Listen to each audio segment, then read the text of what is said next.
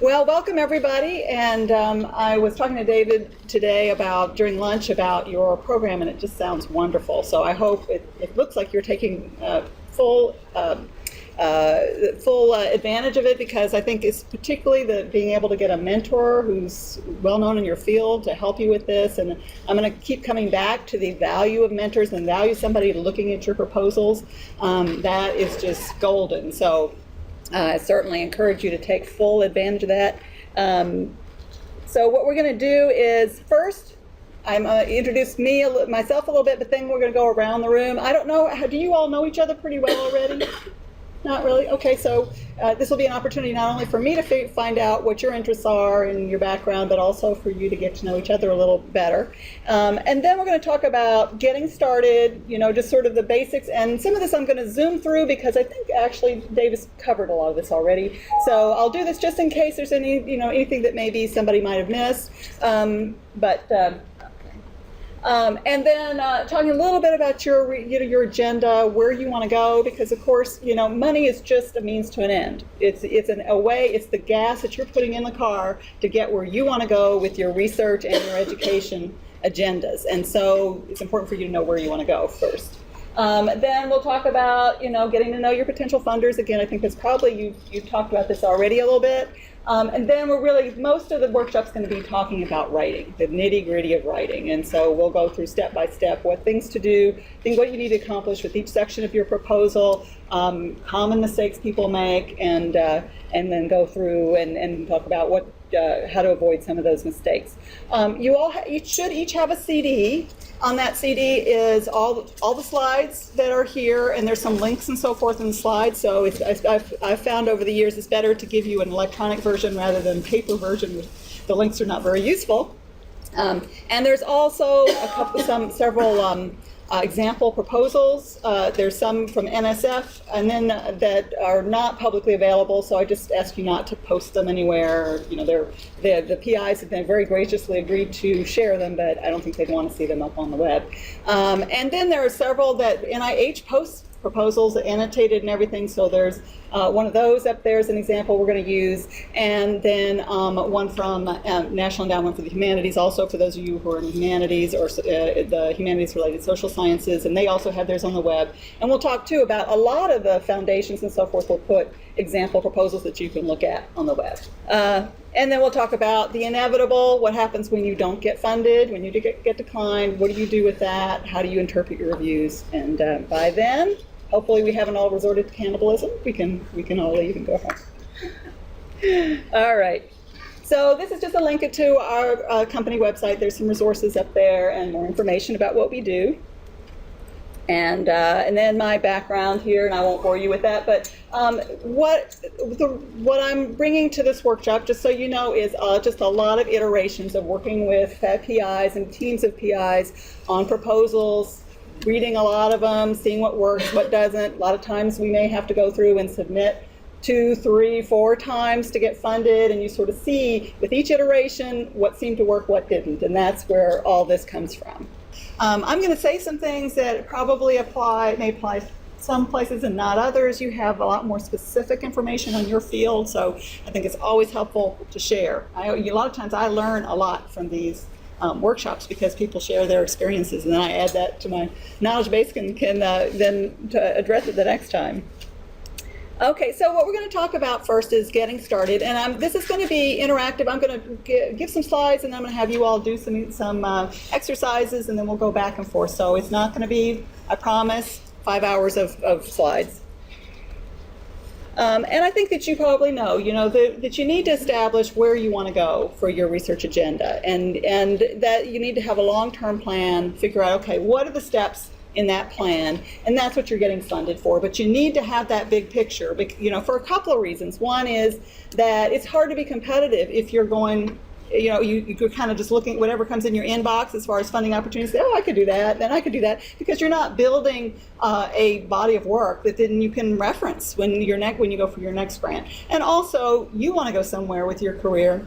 When it comes up to promotion, tenure, and beyond, you want to have a body of work that you can talk about, and that means you have to keep your eyes on where you want to go and then find funding that serves your interests.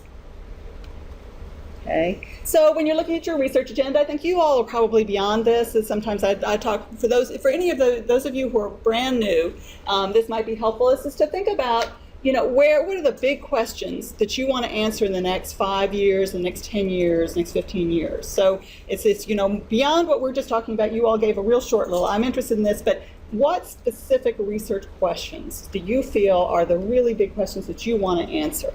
And you want to think about, all right, is this exciting? Is this something that reviewers will want to fund? And it may be that you're interested in something that is not as fundable, and as long as you can do the research without funding, then you're fine. And you may think, I'm a little ahead of the curve, and maybe NSF or NIH isn't funding this now, but they will in the future. So again, you may have to come up with a plan. How am I going to get that preliminary data till you get to that point? But in general, you're going to want to find those questions that are cutting edge enough, exciting enough, novel enough that somebody's going to want to fund them.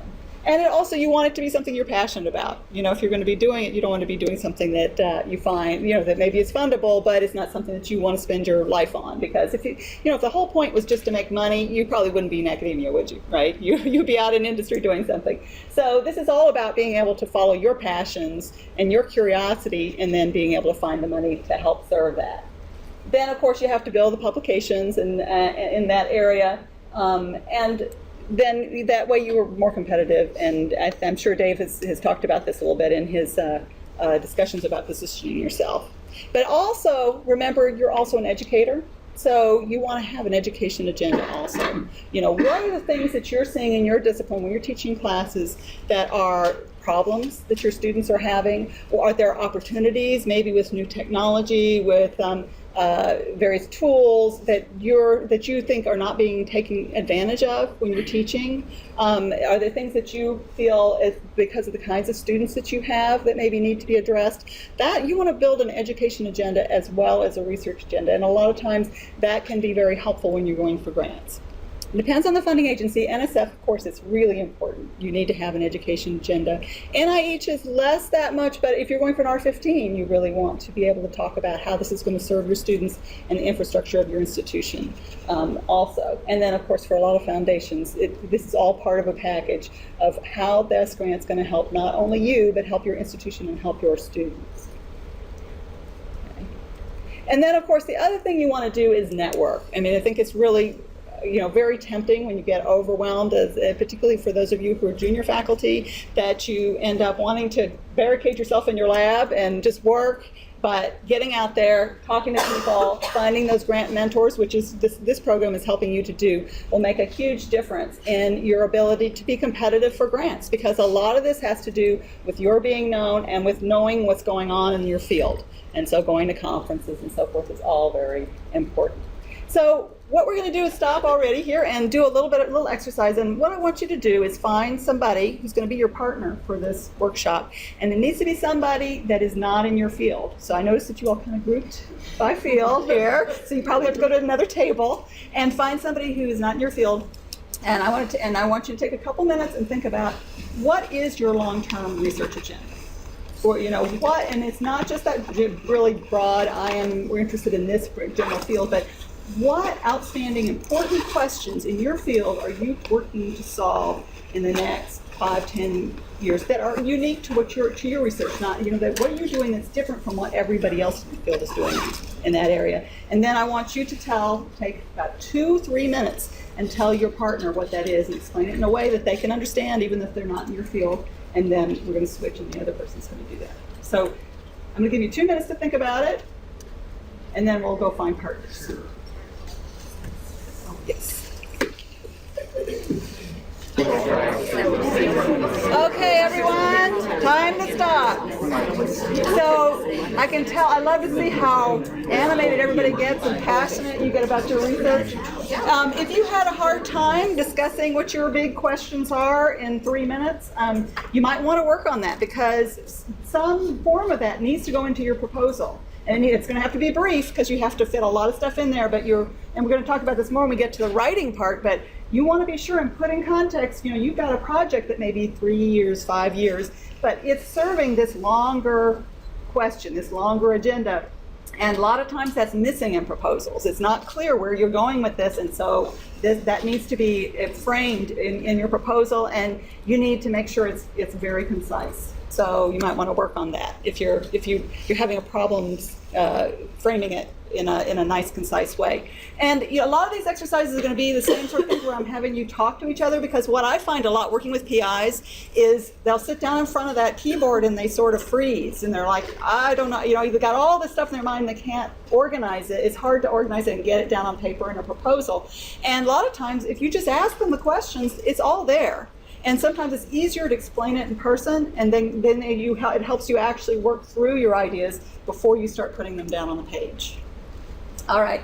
And so then, moving on to thinking about, getting started, the general idea is, you want to be strategic. You've got a lot of things on your plate. You got to teach, you got all your service commitments, and you got to publish, and you got to write proposals. So sometimes faculty see this sort of as a lottery system. So the more tickets you buy, the better off you are. But actually, it's all about quality. I mean, obviously, you have to submit in order to get funded. But it's better to put in 3 really good, well-researched, well-planned proposals than put in 12 that are half-baked. So more is not necessarily better. And the problem with putting in 12, and I have talked to faculty, their first year, they put in 12 proposals and got none of them funded. So what do you think they do the second year?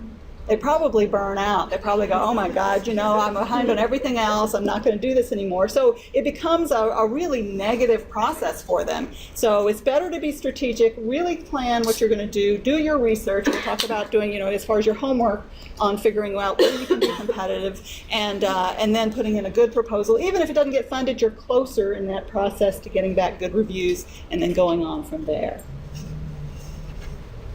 Okay, and then of course a track record, and I think all of you here know this, that you need to publish, and you need to go usually for those smaller grants first. It sounds like a lot of you have taken advantage of internal grants, and that's wonderful. I think again, sometimes people have sort of that lottery mentality. They think, well, I got to write a proposal, same number of pages for a $200,000 proposal as a $1 million proposal, so why don't I go for the $1 million? But of course, this is really, when reviewers are looking at a proposal, there's a lot of trust involved, because these grants they're not contracts. It's all best effort basis.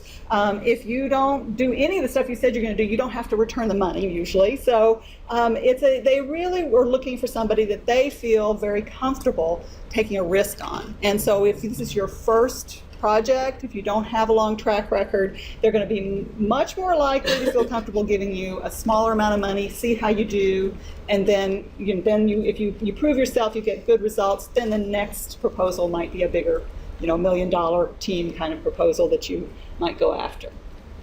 Of course, preliminary results for most disciplines, you got to have preliminary results. You can't just go in with a great idea. You got to show some evidence that you can do it. And then one of the most important things is you got to know your funders. Okay, and then of course, those of you who are eligible, think about the new investigator grants. NSF career. Most of you are probably beyond the K-99s. If you're doing defense, Department of Defense Young Investigator.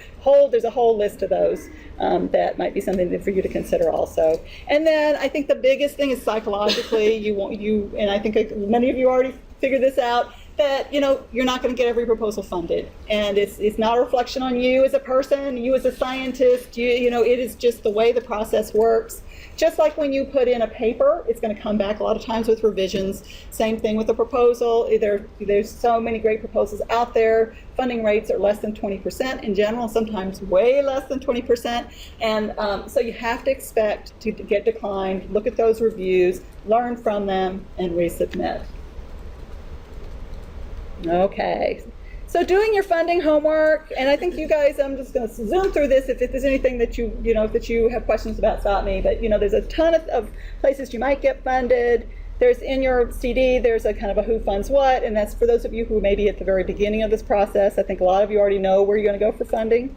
And then I think that many of you probably already know this, the basic research agencies, and then there are mission-oriented agencies, which are very different. Of course, state agencies, foundations, industry, and so forth. And when you're looking at a possible funder, understanding what kind of agency they are is important, because it really makes a difference in their culture, in their expectations, in their processes. And a lot of you may be able to go to more than one. So, and I think many of you have talked about getting foundation funding, and maybe you're going to go to NIH.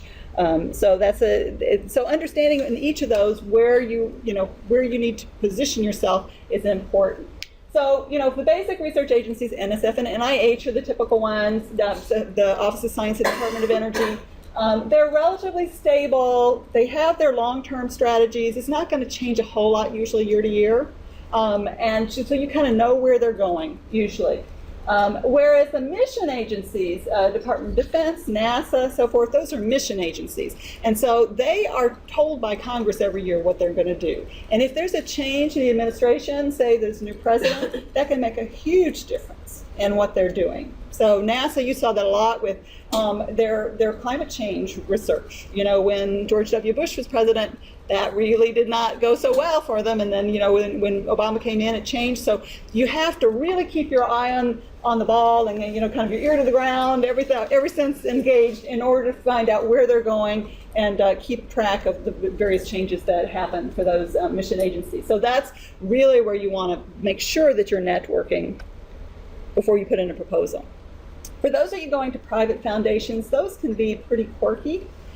So again, you want to do a lot of research before you put in. I think it sounds like several of you have gotten private foundation funding.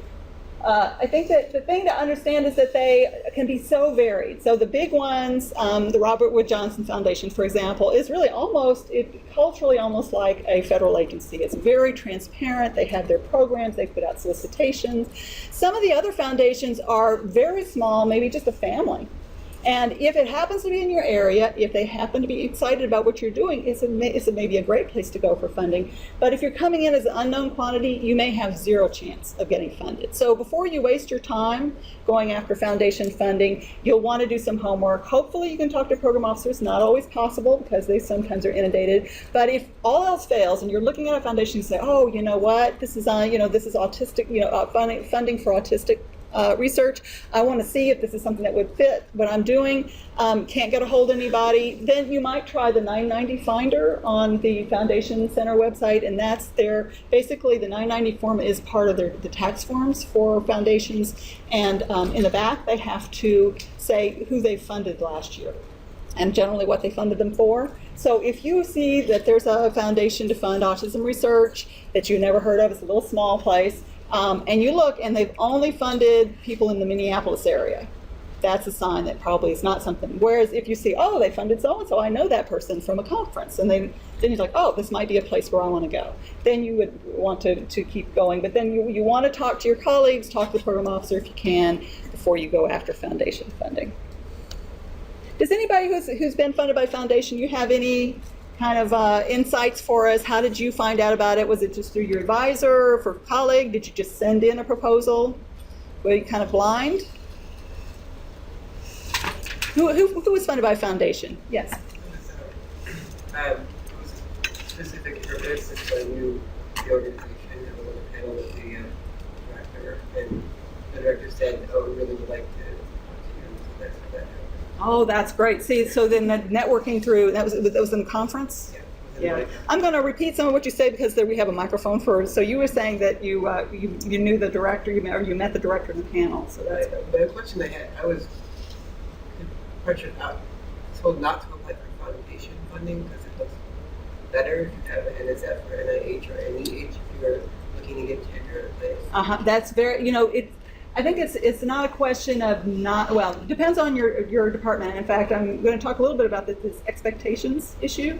And every department is different, and this really has to do with your promotion tenure committee. It has to do with being senior, your department chair, what they value is for tenure and for promotion. And so some departments, they really value, say, NSF or NIH funding. Some places, they say, if you don't have an R1, you can't get tenure. Hopefully that's not here. But and then there are other places, it's like any money is fine. I think a lot of times with foundation funding, it's not an either or. You can get foundation funding, and that can help you with preliminary data and so forth. So it's probably not a bad thing. It's just a question, if you were going to go for an NSF grant or a foundation, you only have time for one, you certainly want to listen to your mentors in your department about that. But that is true that a lot of times different money counts differently in a lot of departments. And NSF and NIH are usually the kind of a gold standard for that.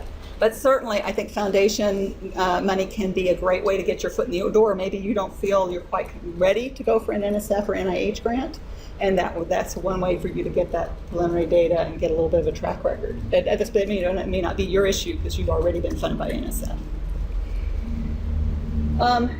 Let's see. Okay, and then the other thing to keep in mind is there's also intramural versus extramural research.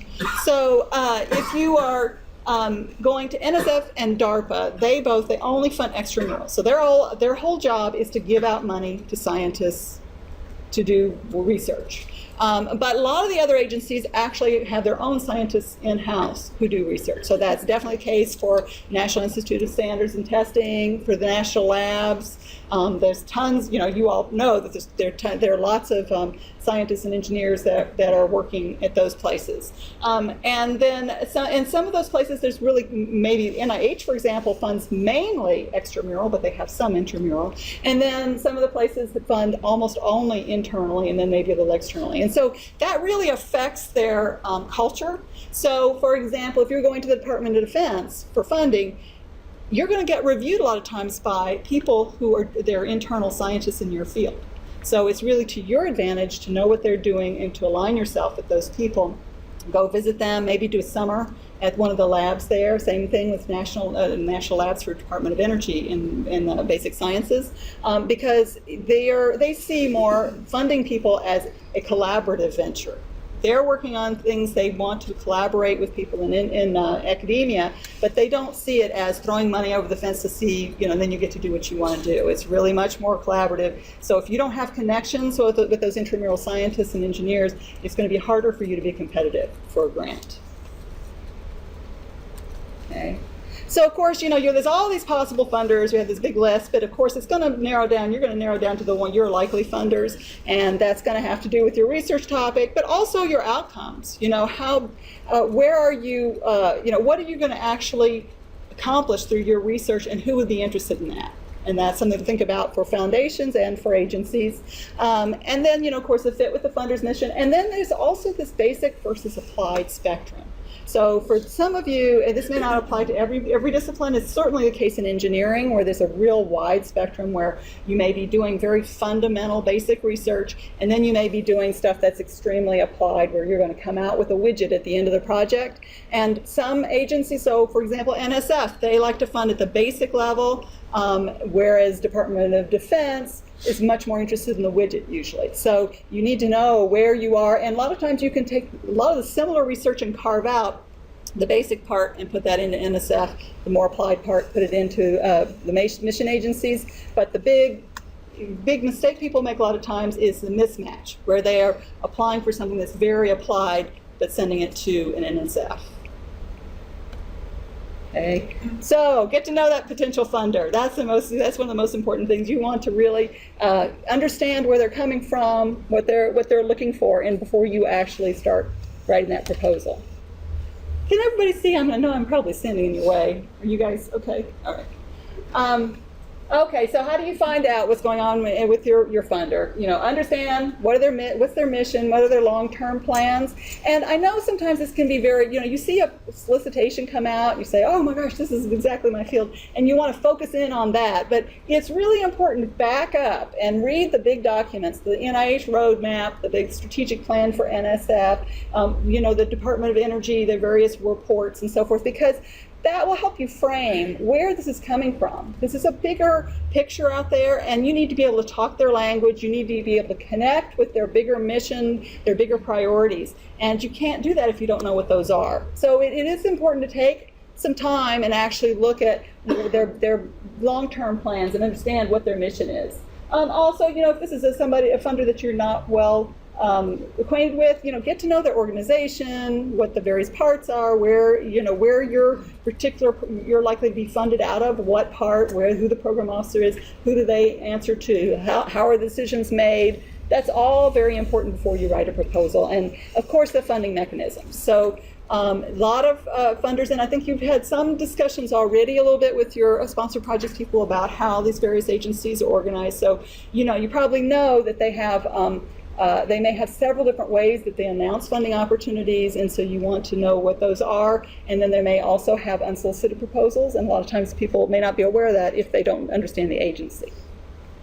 And we'll talk about that in a minute. So, and then the program within the agency. That's also a culture of its own, understanding, where are they coming from, what are they trying to accomplish. If there's a new program director, you should know that, who was a program director before this one, if it's alternating, or if it's a rotating position, when they have a new one, where do they come from, what's their interest, that's all going to impact the program. So understanding that's important.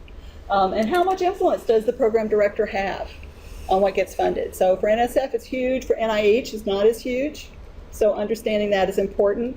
And then do they accept unsolicited applications is important. And then what have they funded in the past? Are there new funding programs coming on? These are all things that you want to understand really well. So this is all about networking, and also there's a lot of information on the web now, so you can find out a lot of stuff there, but talking to your colleagues is just invaluable. And particularly if you have colleagues who've been reviewing for the agency, and you may even know some colleagues who have been program officers at an agency and getting those.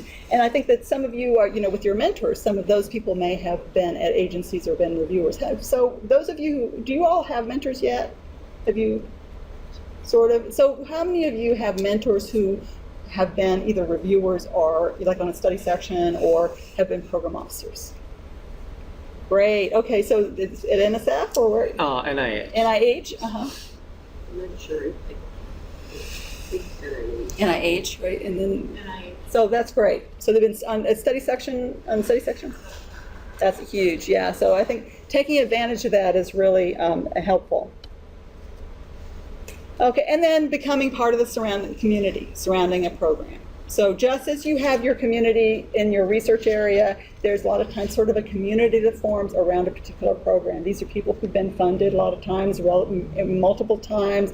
They have served as reviewers, and they kind of know the scoop. Sometimes they even get called in to do workshops to explore a new funding, developing a new funding opportunity. So getting to know those people, and then kind of becoming part of that group is very helpful. For those of you going to NSF, you can just request to be a reviewer, and you don't even have to have been funded by NSF, and that's very helpful. For the NIH, there's a new program where you can actually, as a new investigator, go in and ask to be, if you have not been funded already by NIH for an R01, you can ask to become serve on the study section panel, and so that can be very helpful too.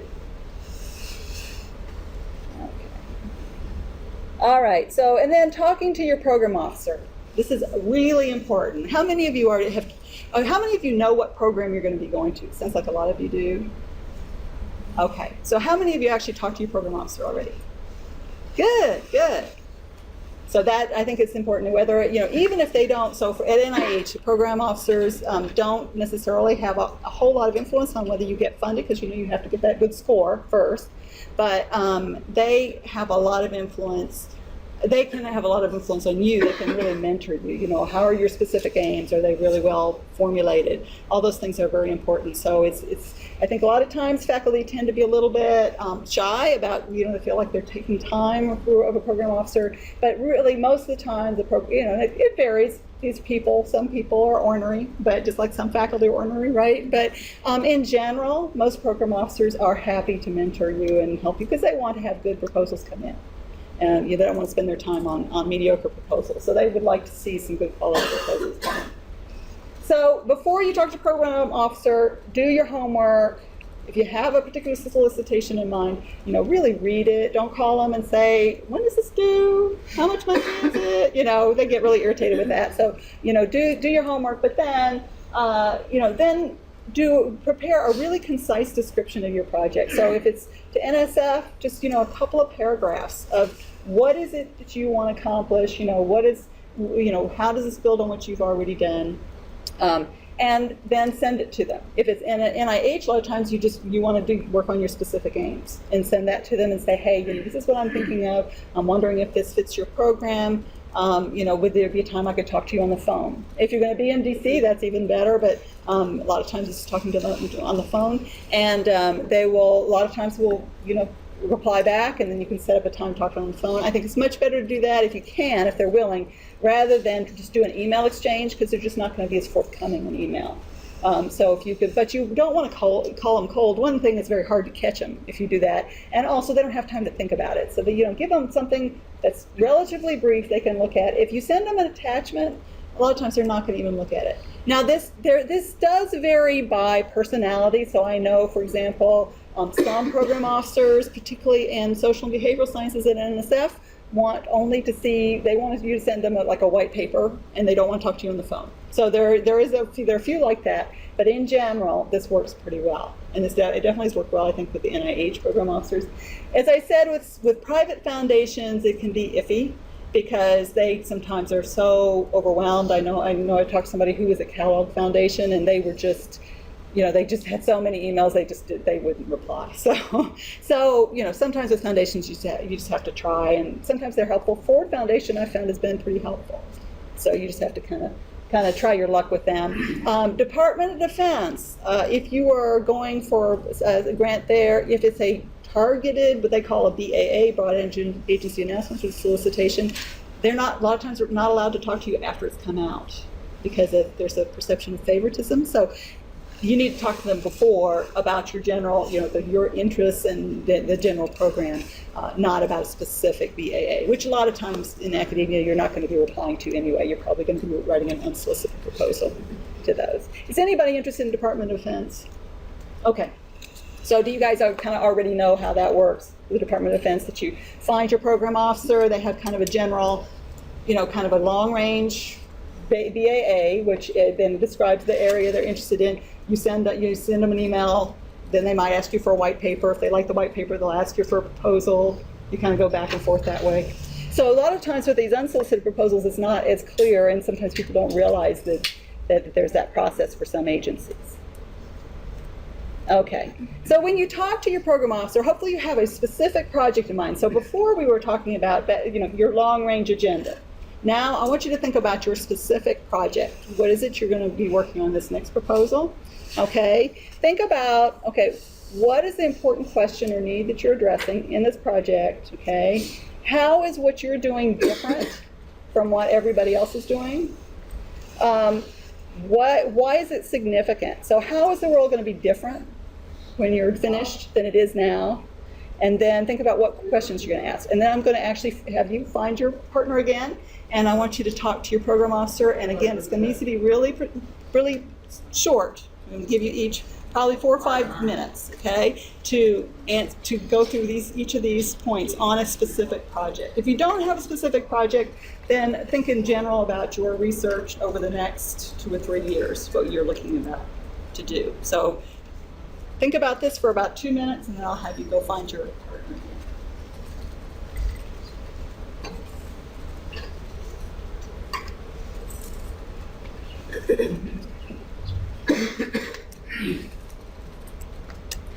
Someone was asking and said, I'm ready to publish a bunch of papers. Should I work on that first? And then, and I'd say definitely, you want to, having those publications will make you much more competitive, but you can be doing a lot of this in the background, because talking to a program officer, sending specific aims, sending a synopsis, trying to get a hold of a foundation program officer, that could take months. And you may be saying, I'm going to a conference next month.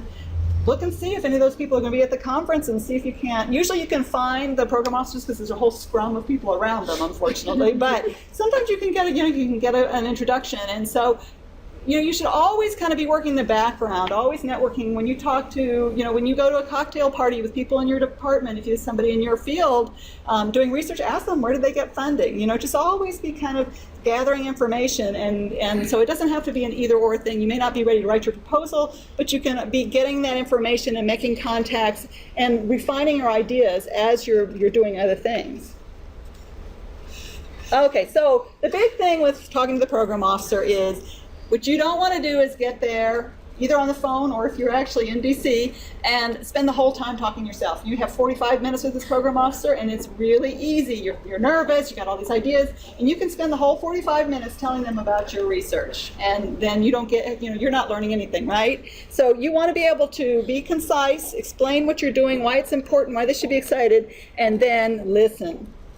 And I've heard the program officers say that's one of the things that drives them crazy is when a PI will call them or will come and visit and will spend the whole time talking and never actually let them talk. So again, think about what is it you want to learn from this program officer, and it may simply be a question of fit.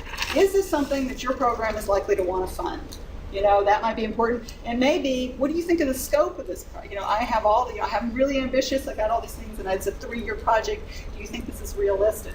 Do I go from 4 specific games down to 2? What do you think? So, even do you think that I can be competitive? Because this is where, or I come from a different field. My degree's in a different field from one from most of the reviewers. What do you think about that? Those are all things that you could ask your program officer and get some feedback. And a lot of times, if you just ask a few questions, get them talking, then they will keep going and start giving you advice and say, listen, this is what we're interested in right now. You need to pitch it this way. And don't forget, and many people forget to do this, and so be sure to do that. So those are all things that can be extremely helpful. Okay, and then understanding what the funders are looking for. I think probably you guys have covered a lot of this, so I'm going to go through it pretty fast. I think that there are explicit proposal requirements. So NSF has the grant proposal guide, and NIH has the 424. When you're looking at solicitation, they have all these sections. They tell you what they want. You need to mirror that in your proposal. And then they have all these requirements we'll go through in a minute. But there's also the unspoken expectations. So that's, again, where you talking to your program officer, talking to your colleagues will really help you. So for particular programs, for an R01, they're going to expect a certain level of experience. Okay, if you're going after if you want to be the leader of a team, they're going to expect a certain level of experience. They're going to expect a certain infrastructure, a certain level of preliminary data.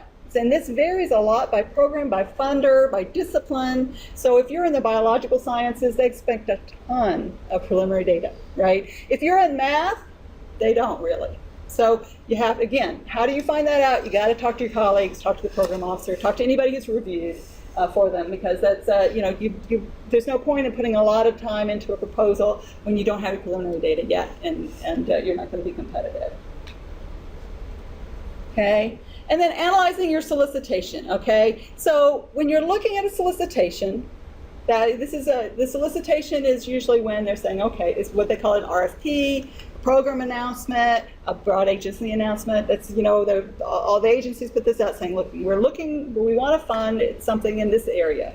So when you see those, you want to look at, usually they have various sections, usually have a background, the purpose of the program, they talk about eligibility, they talk about restrictions. You want to read through all of that very carefully, but the big thing, look at those review criteria, okay? Because that's really where you want to make sure that you are going to be competitive. And so I'm going to show you just an example here. Okay, so this is a water sustainability and climate, and you're not going to be able to see the whole thing here, but I'm just going to go through, because just to show you, on some of these are really complex, and they go through a lot. So they have a synopsis of the program. There's a whole lot of information here about types, organization limits, eligibility. Then, they're going to go through, and again, more discussion of what they're trying to accomplish, okay? And you want to really look at that. And, they have here, they're referencing USDA action plan right there. Anytime in a program announcement or a solicitation you see a reference, be sure and read that document, because they're trying to tell you, look, this is where this whole thing came from. Usually there's a process in coming up with a solicitation, and that they maybe have workshops, they have meetings, they have to go through all these layers of bureaucracy, get it approved. So and a lot of times they got comments from experts in the field who help them shape that solicitation. So understanding all that will help you to write a better proposal. And it's amazing how, everybody's so busy. It's really very often what happens is the PIs, what they do is they skip down till they see dollar signs. They go, oh, this fund's $400,000 for 4 years. And then then they look at the instructions. But be sure and do your homework and read the whole thing and look at all these reports, because they will tell you a lot about what they're looking for.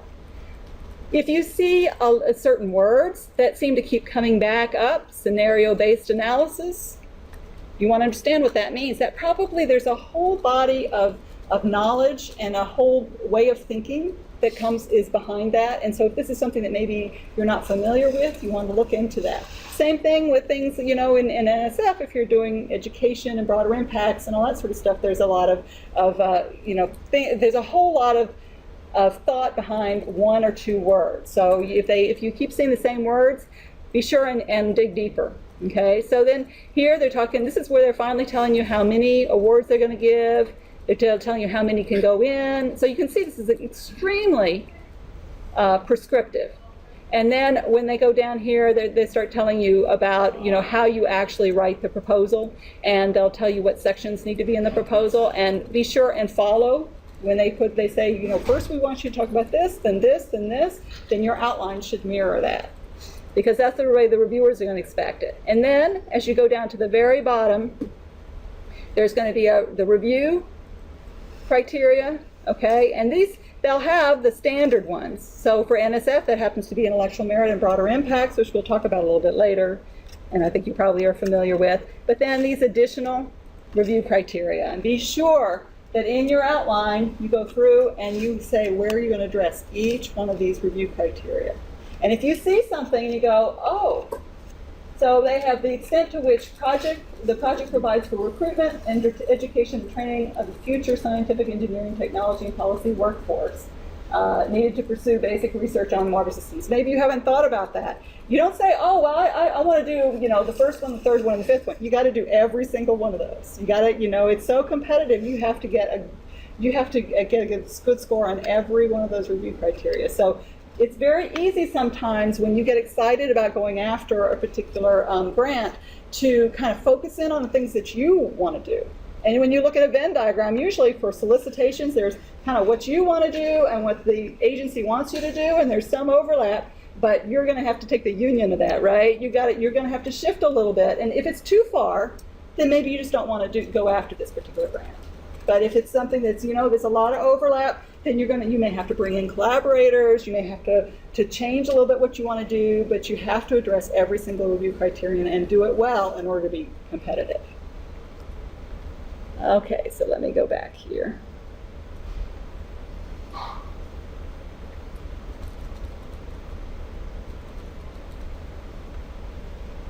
All right, and then at the bottom, usually they have something about, if you get awarded, what kind of reports you have to write and that kind of stuff. Okay. All right, so as I said, read that solicitation, read the reports, then look at the funding databases for the agency. So you can easily find those for NSF and NIH. Some of the other ones, they have some information. Foundations a lot of times will tell you who's been funded out of that foundation. So look and see who was funded under this particular program, and a lot of times that can give you some ideas of about what they're looking for. Okay, make a checklist, as I said, and then start working on particularly the things that you see where you're maybe a little weak. So start addressing those, looking for collaborations, looking for additional resources in order to be competitive. I think what you don't want to do is just hope nobody notices that you're weak in one area. You just go ahead and identify those and go after those in a really energetic way. And then you can talk to previous awardees. So if you're interested in going after the Water and Sustainability and Climate grant, look at who's been funded, and you can a lot of times talk to them. Yes? Is that one still open? Yeah. The last deadline I saw, I think, was September, and I haven't. A new solicitation just came out, I believe. I met with actually their program manager last week, and she was like, "I'm not sure." Yeah, I think it's. Oh no, let's see. It went out Well, No, I take because it back. No, the last funding is one, so up in the air, proposal, the proposals just went in, what, yeah, like you said last, It closed in September. September. 14, and then with the sequestration. Yeah, all the no, other I don't stuff, know if they're gonna I think redo there's it some again. uncertainty whether or not that one's coming back around because it's an encore. Yeah, yeah, and that's a good point. There's a lot of things. So what happens with solicitations a lot is that you have an area, so you have an agency that maybe they fund basic research in certain areas, and then they go, okay, I want to fund this particular thing. So it was water sustainability and climate, and a lot of times they'll put out solicitations saying, we want proposals in this area, and it'll go on maybe for several years, and then after that they'll go, okay, we're just going to fold this into our regular grants, our core grants. And so, yeah, sometimes, and some of them keep going forever and some of them don't. And a lot of times, yeah, with the budget, right now with sequestration, everything is just crazy. It's crazy. I can't tell you, but yeah, so that one has been going on for several years. It may or may not continue. That's a good question. Yeah, and so a lot of times the previous awardees will be pretty, if they've already got their money, they're not going to be, as long as they're not competing with you for renewal, a lot of times they'll be very generous and talk to you about, what they, what their experiences were in this proposal. And a lot of times they've been reviewers. Okay, and so we've already talked about review criteria. NSF review criteria, intellectual merits and broader impacts. I think, does anybody not know what those are now? Okay. And then this is all the, their whole explanation. So they tried to be real brief with it, but then it's just really, and what you'll see going through the review criteria from the different agencies is that there's a lot of commonality in there. It's really, how are you advancing the field? How are you adding to the body of knowledge? But then they all have their specific things. So for example, NSF is a lot about how are you training the future workforce? How are you contributing to diversity? And you don't see that in some of the other agencies. So you have to understand the review criteria for your particular agency, and then on top of that, if it's a particular program with the solicitation, they may have additional review criteria. NIH, same sort of thing. How are you contributing to the field? And also how well qualified are you? Have you thought this through? Really, is this a good plan? And do you have the facilities you need to do it? Okay, and this is their. And Department of Ed, similar. How's it significant? What the research plan is? How well thought out is it? Who are the people qualified to do the work? So really, very similar. NEH, similar things with the quality feasibility. So you really can't get away from the kind of the basic idea of, hey, is this something that should be done? It's really going to make a difference. Are you the right person to do it? And do you have the resources you need to do it? Okay, and so there is an article in your CD about, for the different agencies, sort of how your proposal will be reviewed. Okay, so before you start writing, you have to know what you want to write about. So you start with this great idea, but then you got to translate it to a project. And it doesn't make any difference if you're in engineering or if you're in history. You would still, if you're going for a grant, agencies and funders don't fund ideas, they fund projects. So you have to massage your project into a project that fits the particular grant you're going after. So you have to think about scope, and you have to think about, is this going to take you towards your long-term objective we talked about before? Do you need the collaborators or any special resources? Does the project fit the funding opportunity? And do you have the publications or preliminary data you need? Okay, so you got to think, what is your story? Okay, for your project, because this is what you want to communicate when you're actually writing your proposal. Okay, so you have the need or the motivation, maybe a gap in knowledge or goal. Okay, then you have new knowledge you're generating, your hypotheses and your research questions. Then you have your approach, and you have to talk about how is that different from what everybody else is doing, and who is working on the same question. And then you have your significance. What's the impact? And what are the outcomes going to be? And that has to be very clear through, really in the first couple of pages of your proposal.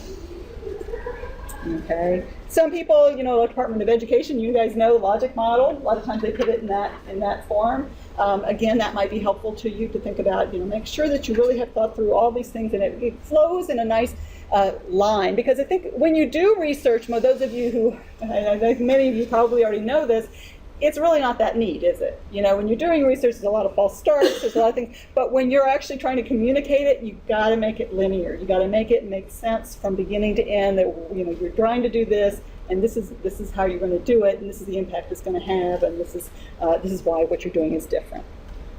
Okay, I'm going to hold off on this just in the interest of time, but think about this when you go home tonight, and think about your project, and see if you can draw a logic model of basically what you're, you know, either one of those two little graphics I showed, so that you can communicate all these things in your proposal. All right. So then the question about preliminary data. Okay, do you need preliminary data? It varies a lot by the discipline. How risky is your research idea? So if you have a really risky idea, you're going to have preliminary data, because reviewers tend to be risk averse. You know, like I said, they're trusting you. If they have a whole bunch of great proposals that they probably, you know, they can't fund them all, and if they have your proposal, it's a really great idea, but gosh, you know, it very well might not work in the first year, and they've got another one that's maybe not quite as good, but they're pretty confident it's going to work, they're going to choose the other one. So what you have to do is figure out, what data do you need to convince the reviewers that this is really not, that this is likely to work. And so that's, you know, that may just be a back of the envelope calculation, and maybe 1 or 2 experiments to show, yes, this is likely to work. But what you don't want to do is propose something that if you have a negative result in year 1 or year 2, your project is blown out of the water, because, man, they will jump all over that. Okay, how strong is your track record? If this is your first proposal to NIH, and you need to convince them that you actually do have a good mastery of the methodology. If if you don't have any papers with this methodology, you may need to show preliminary data, show you can do it. And then the potential showstoppers. Be sure and address those, because reviewers, you know, they've got this huge stack of proposals, and they've got to figure out how to whittle them down to this many that they can fund. And so the first thing they look for is any showstoppers, anything where they think, oh man, I don't think she really has access to that stem line. I don't think he can get to that population. I don't think they're going to let him do that. I don't think that you know, this is likely to work. If they're going to get a negative result, and they're not going to have a workaround. So think about how you can show that it's not really a showstopper, or you have a workaround that would work. Okay, but you say, oh my gosh, but I'm a you know, energetic, new, think out of the box kind of person, and I have all these great ideas, so what do I do? You know, with this, I want to have high risk, high payoff kind of idea, and I don't have money to get preliminary data. So there are mechanisms, a lot of the agencies now, to fund those, because, and this is partly because of Congress. Congress has really gotten fed up with this really conservative atmosphere at the funding agencies, particularly NIH, because they've been seeing people who've been turned down a lot. So, for example, DNA sequencing, they turned down people who had great ideas, and then they went off and did it themselves and changed the whole field. And so Congress is saying, hey, what gives here? Why aren't you funding people with great ideas? So they have new mechanisms that are supposed to help with that. NSF has the eager, so you can go to your program officer and talk to them about that. NIH has R03s, which are small grants, and R21s are supposed to be exploratory for new research. Department of Ed has an exploratory projects. So those are all things that you might look into and talk to your program officer about. And then the other thing to think about before you ever start writing is, do you need institutional support? Okay, because a lot of times some of these programs require a letter from your department chair. They might require cost share. They might require some sort of assistance with resources. Then maybe you need space, you need a place to put a new piece of equipment, you need help with reaching out to, to grade school girls, you're going to do some sort of broader impacts kinds of project with the proposal. So those are all things that you want to think about ahead of time and start lining up ahead of time. It's very difficult to do at the last minute. Has anybody had to get cost share yet? Yeah, how did that go? It went well. Good. Our this office was really supportive. Great. And a lot of times, as long as cost share is required, don't feel bad about going for it. If you can't buy a grant by saying, look, they're not requiring cost share, and I'm going to I'm going to ask for some, just show what a good person I am. Hey, for you, I'll do this for 50,000 instead of 100,000. It has to be required, but as long as it's required, most universities are pretty good. As long as you're not coming in saying, oh my God, my proposal is due next Tuesday and I need $100,000. You can't do that. And the big thing about it, though, is a lot of times they need to know how much cost share you need, and usually that has to do with your budget. Right? So you have to know what your budget is, because some percentage of that is going to be cost share. And so that means you've got to get that budget finalized pretty much before you ever, get through the process. So that's something to keep in mind. That's really going to change your timeline. And is to start finalizing that budget so you can start the process of going through cost share. And usually cost share, did you have to go kind of up the chain with your cost share? No, I was able to talk to chair and then arrange a meeting with the dean, and then actually it happens twice. One is we submitted to the state of Washington, and then actually after we are budgeting, and we realized that state of Washington will fund up to $150,000, but we realized that our project should be $300,000. So our department actually they put more money than the grant agency is granting us. And then same thing happened when I wrote that we have research and artistry awards through the NIU, and they only fund $15,000, but actually they didn't promise me to put $18,000, which is more than Research and Artistry Awards fund. That's great. And so you're talking to your dean, and you think about how hard it is to get it in to see a dean. So you want to think about, again, that's the whole point of starting early on that. So now with collaborators, you got to figure out, okay, if I need a collaborator, they can do a lot of things for you. They can bring in new knowledge, new resources. They may have a track record that you don't have, and that may be very helpful. They are, if you're doing a multidisciplinary project, clearly you got to have a collaborator in the other disciplines. And so I think that the big thing, though, is that you have to understand how to structure collaboration. Okay, so structuring your collaboration, a big thing is to be sure that each collaborator has their own role in the project.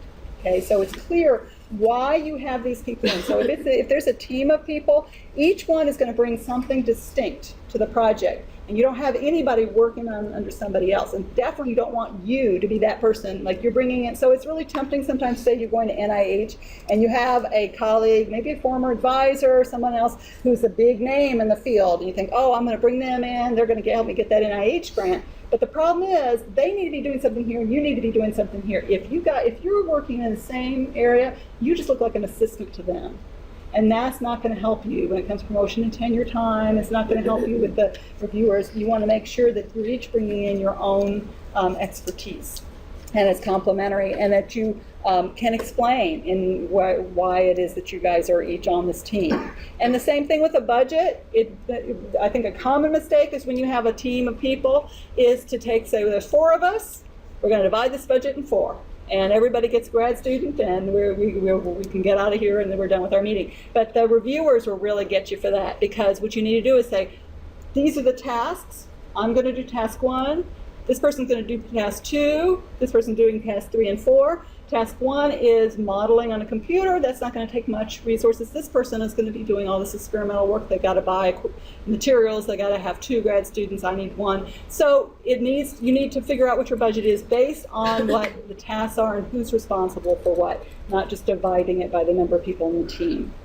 Same thing for outcomes. Who's going to be who's publishing and who's going to be the primary author. Talk about that early. Sometimes people are a little shy to talk about money and things like that, but if you bring it out in the open, discuss it openly at the very beginning, everybody understands what's going on. It's a transparent process and it goes much more smoothly. All right, so we're going to take a break and then talk about writing.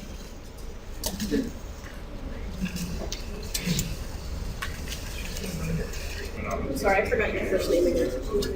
Okay, we'll go ahead and get started again. Or just put it together, kind of a list of researchers. In any way related to studying the population. Okay, so how many of you find that you have plenty of time to work on proposals? We're doing an event in here. I'd like to see how many people raise their hand. Yeah, no, nobody. Midnight to 2 a.m. is about the time when you work on proposals, right? Call ourselves a collaborative. Okay, so these are some tips. I know a lot of you have already written proposals, so you probably know a lot of this. But you know, the big thing is to plan ahead. And a proposal that's written in little bits over 3 or 4 months is a much better proposal than one that you spent the same amount of time over 3 weeks, because there's just a kind of a incubation process that happens. When you start to have to write your ideas down, you start finding where there are gaps. It's amazing how you can think you know what you're going to do until you have to write it down. And I think that's one of the values of writing a proposal. Even if you don't get funded, it helps you firm up and refine your ideas. But that takes time, and it takes a lot of drafts. So it's really one of those things that really helps to work early. It's not always possible. Sometimes a funding opportunity just kind of drops in your lap and you got to just scramble. But ideally, a lot of things that you're going to be going for are going to be these kind of proposals that you have the same due date every year. You kind of know what's coming up. Try to get started early. Do your homework, as we were talking about. Plan your project. Outline your proposal. Generate a to-do list, and start writing that rough draft early. And I think that the best thing is to try to write as crappy a rough draft as you can. That first draft, make it as crappy as possible. Because what that does is it gets you past that hump of having to put something on paper. If you try to make it good, it just will freeze you up a lot of times. Now, some of you may not have to deal, but if you're one of those people that kind of struggles with writing, I mean, some of you it just may flow, no problem. But for many of us, it's that first draft is the hardest. Looking at that blank screen is the hardest thing, and just putting stuff down, not worrying if it's good or not. As long as you have some sort of a rough outline, that will get you past that hump, and then you can start to see where the good ideas are and start pulling those out and getting rid of the other stuff. Okay. So the big thing is you got to schedule time to write. If you wait for when you don't have anything else to do, when does that ever happen? Never, right? So try to say, okay, Friday afternoons from noon to 5, I'm going to go to some undisclosed location where nobody can find me, and I'm going to write. And and try to keep that, put that on your calendar, like orthodontist appointment, whatever, so nobody knows, and you have that time, because otherwise you'll just end up, what happens is everything else will come to the top of the to-do list until you get 3 weeks out from the deadline, and then you're doing that scramble thing. I talked to one faculty member who's been well funded by both NIH and NSF. She said what she does, she actually writes a rough draft maybe a year or two before she's going to write a proposal, and she uses that as a tool to see where she has gaps, and then she can start working on her preliminary data and her experiments to fill in those great gaps. And I thought that was a great idea, to actually start figuring out, okay, look, I have this logic, but look, there's this one piece where it's clearly there's a gap there, and I've got to work on that. But most people don't do it that far in advance, but use that rough draft as a way to see, okay, this is where I have a gap. And if you do that early enough, you have time to fill those gaps. Plan on lots of drafts. Recruit your colleagues to read your drafts. You guys have mentors. Also get some other people. Get people outside your discipline to read them if you can. Maybe you have friends that you can just, trade. You can promise to read their proposal, they'll read yours, whatever. Because they may not understand, they may not catch the technical stuff if they're in a totally different discipline, but they certainly, if they can't understand why this is important, why it's significant, why anybody should care, you want to go back and rewrite that part. Because it really should be, that first couple of pages should be clear to anybody. Even outside your discipline, it needs to be something that will get anybody who can read Scientific American, should be able to understand what you're doing, and then they may not get the whole thing. And so I think the more people who read it, the better off you're going to be. And of course, you want to build on your previous work. Okay, so just quickly, so NSF has all these different elements.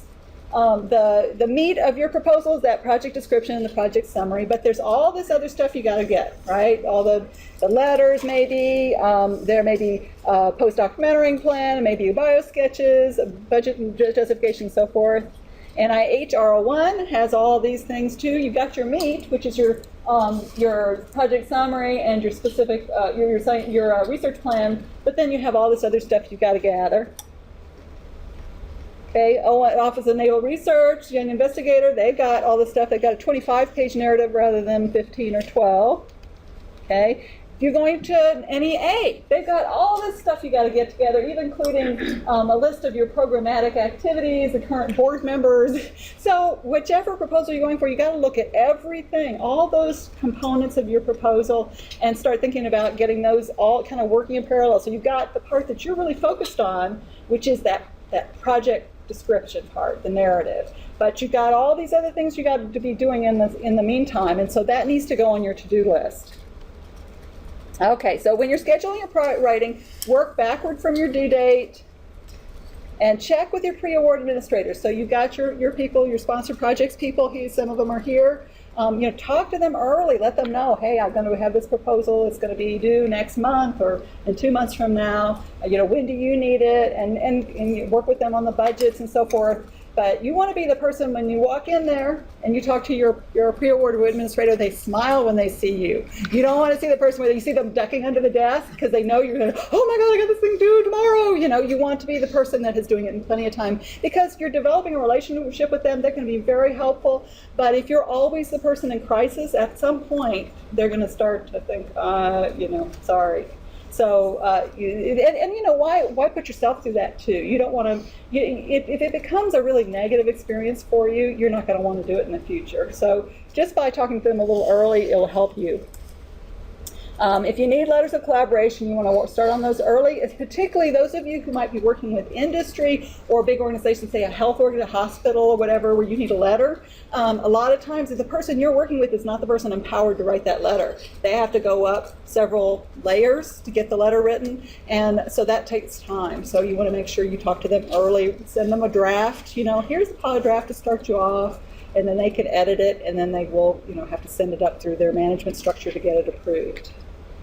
If you need input from others, if you're working in a team or you have one collaborator, somebody's going to write something for you, be sure you schedule that and talk to them early, your editors, and then your budget. And I think it's best to work on your budget in parallel because you have this scoping issue when you're writing a proposal and planning your project, in that you have an idea of what you're going to do, and then you're going to have a budget. And you have a limits usually if the grant you're going after has a limit on the budget. And if you do your whole proposal and then do the budget, you may find that you're twice the amount that you thought. It's amazing how much things cost when you actually go through and do the budget. So by doing your budget in parallel, if you see that you're really way over, you can start to scale back. And this is particularly, it's not usually as true if it's just a single PI proposal, but if you have maybe a team, three of you, it's amazing how quickly you can go way beyond what you think you're going to do. And then in that case, you may have to scale back the scope of your project. Okay, and then don't forget scheduling all those bios and everything. Try to get a lot of those out of the way early so you're not scrambling at the last minute. So what I like to do is have a table. So you do this is a project narrative example, but you would do this for each thing, your project summary or your specific aims and your bio sketches and all that sort of stuff. And you start with the submit date. Okay, I'm going to submit at least 2 days before the due date, right? And then you have to go through and it has to be routed. Then you think, okay, when are we going to, I forgot I got the C. Okay, so then you go up and go, okay, before that I want to upload the final draft, maybe the day before that. Okay, then I'm going to have the close to final narrative maybe 2 days before that, and you just keep going up like that, and then guess what happens? You realize when you actually go through and look at how long it's going to take you to go through all these drafts, get something to people who are going to read it and everything, it's always like you should have started yesterday. But the advantage of doing that is it's really easy. If something's due 3 months from now, you think, I've got plenty of time. By setting a lot of these kind of intermediate deadlines, we go, I have to have this first draft done by then. I have to have a second draft. I've talked to the people who are going to look at my mentor who's going to read it for me, other people who said they would edit it for me. I told them I was going to get it to them by, in 6 weeks. Then that helps you really kind of pace yourself and get a little urgency going earlier than 3 weeks before the deadline. Okay, just a second about grantsmanship, okay? Things that you want to keep in mind. Okay, big thing to remember, it's not about you, it's about the funder, okay? So it's not about, I'm going to explain to this funder why I need so much money. It's about, I'm going to explain to the funder why they should want to fund me to accomplish the things they want to accomplish. So that's a really different mindset when you're writing a proposal.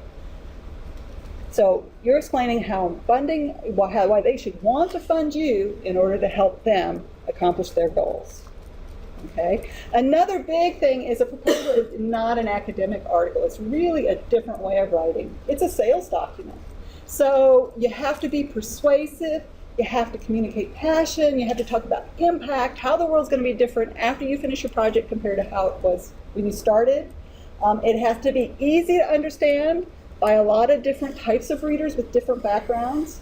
Okay, that depends a lot on how the review is going to be. So if you're writing to a particular study section, then you can look and see who's on that study section and see what their backgrounds are. Okay, if you're writing to a panel, say an NSF panel that maybe has is going to be a broad panel, then you have to know that. If you're writing to a much more specific, then you can be one that's more specifically in your area. You can be a little more narrow. So understanding who your readers are makes a big difference.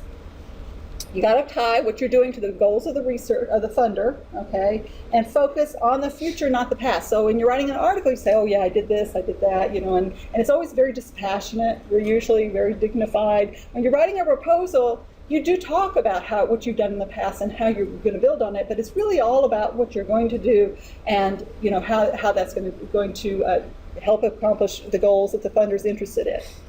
And you have to inspire confidence in your own abilities.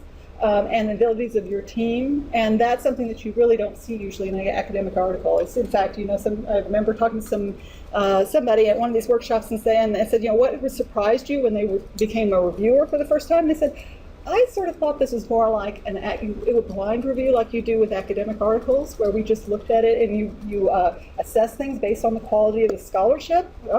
Proposals are at least half who you are and what you've accomplished in your CV. And so it's really a lot about selling yourself and your abilities. Now, part of that is what we were talking about before, networking, getting out there so people know you, they've seen you at conferences. This varies a lot by culture, depending on what program you're going to, but then also just talking about, okay, this is what I've done. So if you're new, maybe they don't know you, explain, what is it? This is the work that led up to this, and this is our capabilities, and this is how we're going to build on that.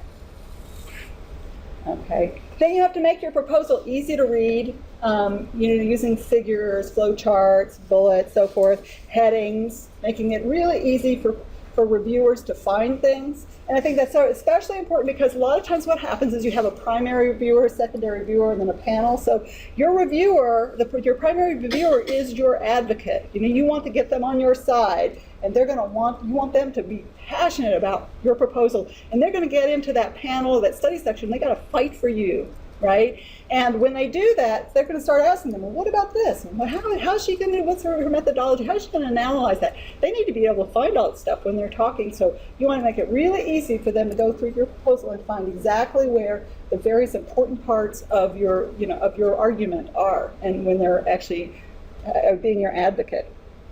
Remember that most reviewers are wearing bifocals, so don't use those tiny fonts. Particularly, usually there's a limit on the text, but not usually in the figures. And so what people do is they take a figure, and it looks beautiful in PowerPoint. It's a nice big slide, and what they do is they just shrink it down and put it in their proposal with all the maybe all the scales and labels and stuff just get to be like 2-point font. And that's kind of a waste of space. You might as well not have the figure there. So make sure you redo your figures. Make sure you can really see the important things. That they can read a graph. You can read the axes. You can read everything so that the reviewers can understand what you're trying to do. So the big thing is you got to convince the reviewers the project needs to be done. You're the right person, or your team are the right people to do it. And you got to intrigue them. You got to get them really excited about your proposal. In fact, what you want is you want them to feel bad if they don't they don't fund you. You really have to. That's a high bar. It's not just about this is good scholarship, because I see lots of reviews that come back. This is a good idea. It's good scholarship. I think it's a good thing to do. Fund it if you have money. That's not going to get funded because it's so competitive. It needs to be. This is excellent. This is going to make a big, big difference. A high priority, fund this. And so that's That's a big difference in what you have to accomplish with the reviewers.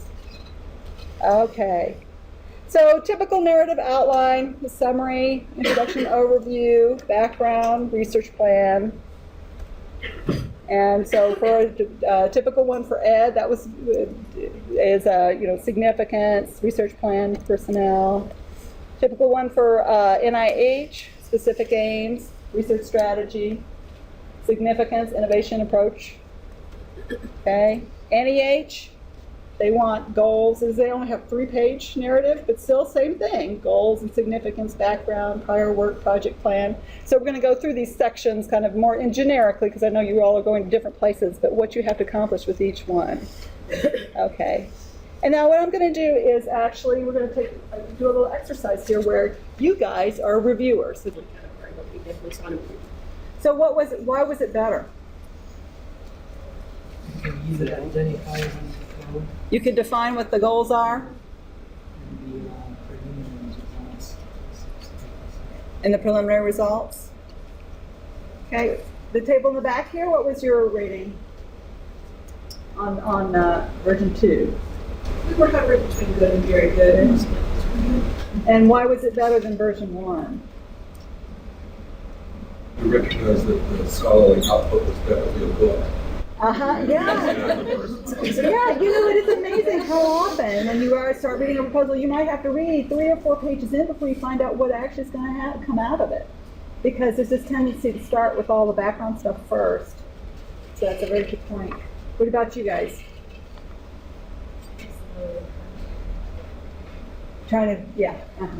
So again, I think that goes back to the whole issue that this is really a project, So when you're writing a proposal, you're talking about a project, and you've got to cut to the chase about what the project's about and what's going to come out of it. And what about you guys in version 2? Thank you. Good. Good. Problem was identified, goal was written, gap was identified, what's known, what's not known, that was identified, and it seems like the writers are heading towards talking more about the significance, and then it was, we didn't have the complete information there. Yeah. Okay. So yes. I was going to say too, the format was a little bit easier to read. That's true. There's a lot more white space. And not these long sentences, paragraphs. Right. So just the setup was helpful. Okay, that's a little more difficult one. This is a summary 1A. This is a career in physics, so obviously not everybody has the background to evaluate this scientifically, but did you guys have a feeling on, what was your rating on 1A? 4. Okay, what about you all? 1A? 4? Just identify things that we need to do. Yeah, It was just kind of harder. to get through.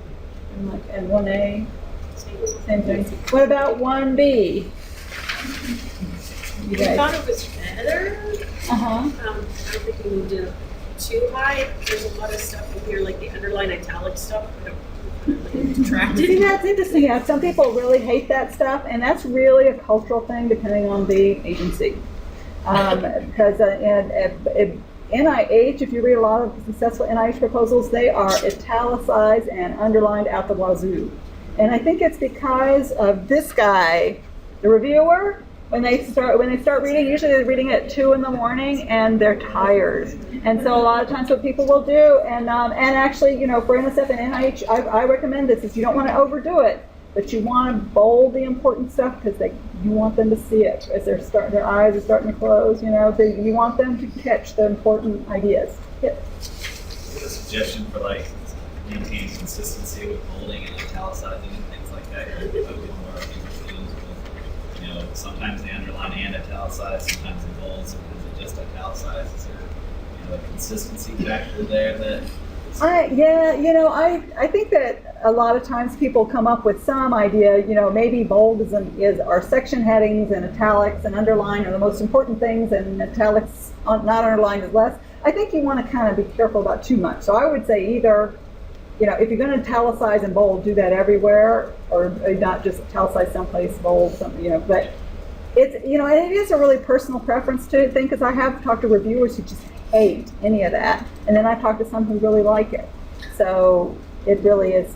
I think you want to learn what's kind of typical in your area, and that's where reading successful proposals in your field is very helpful.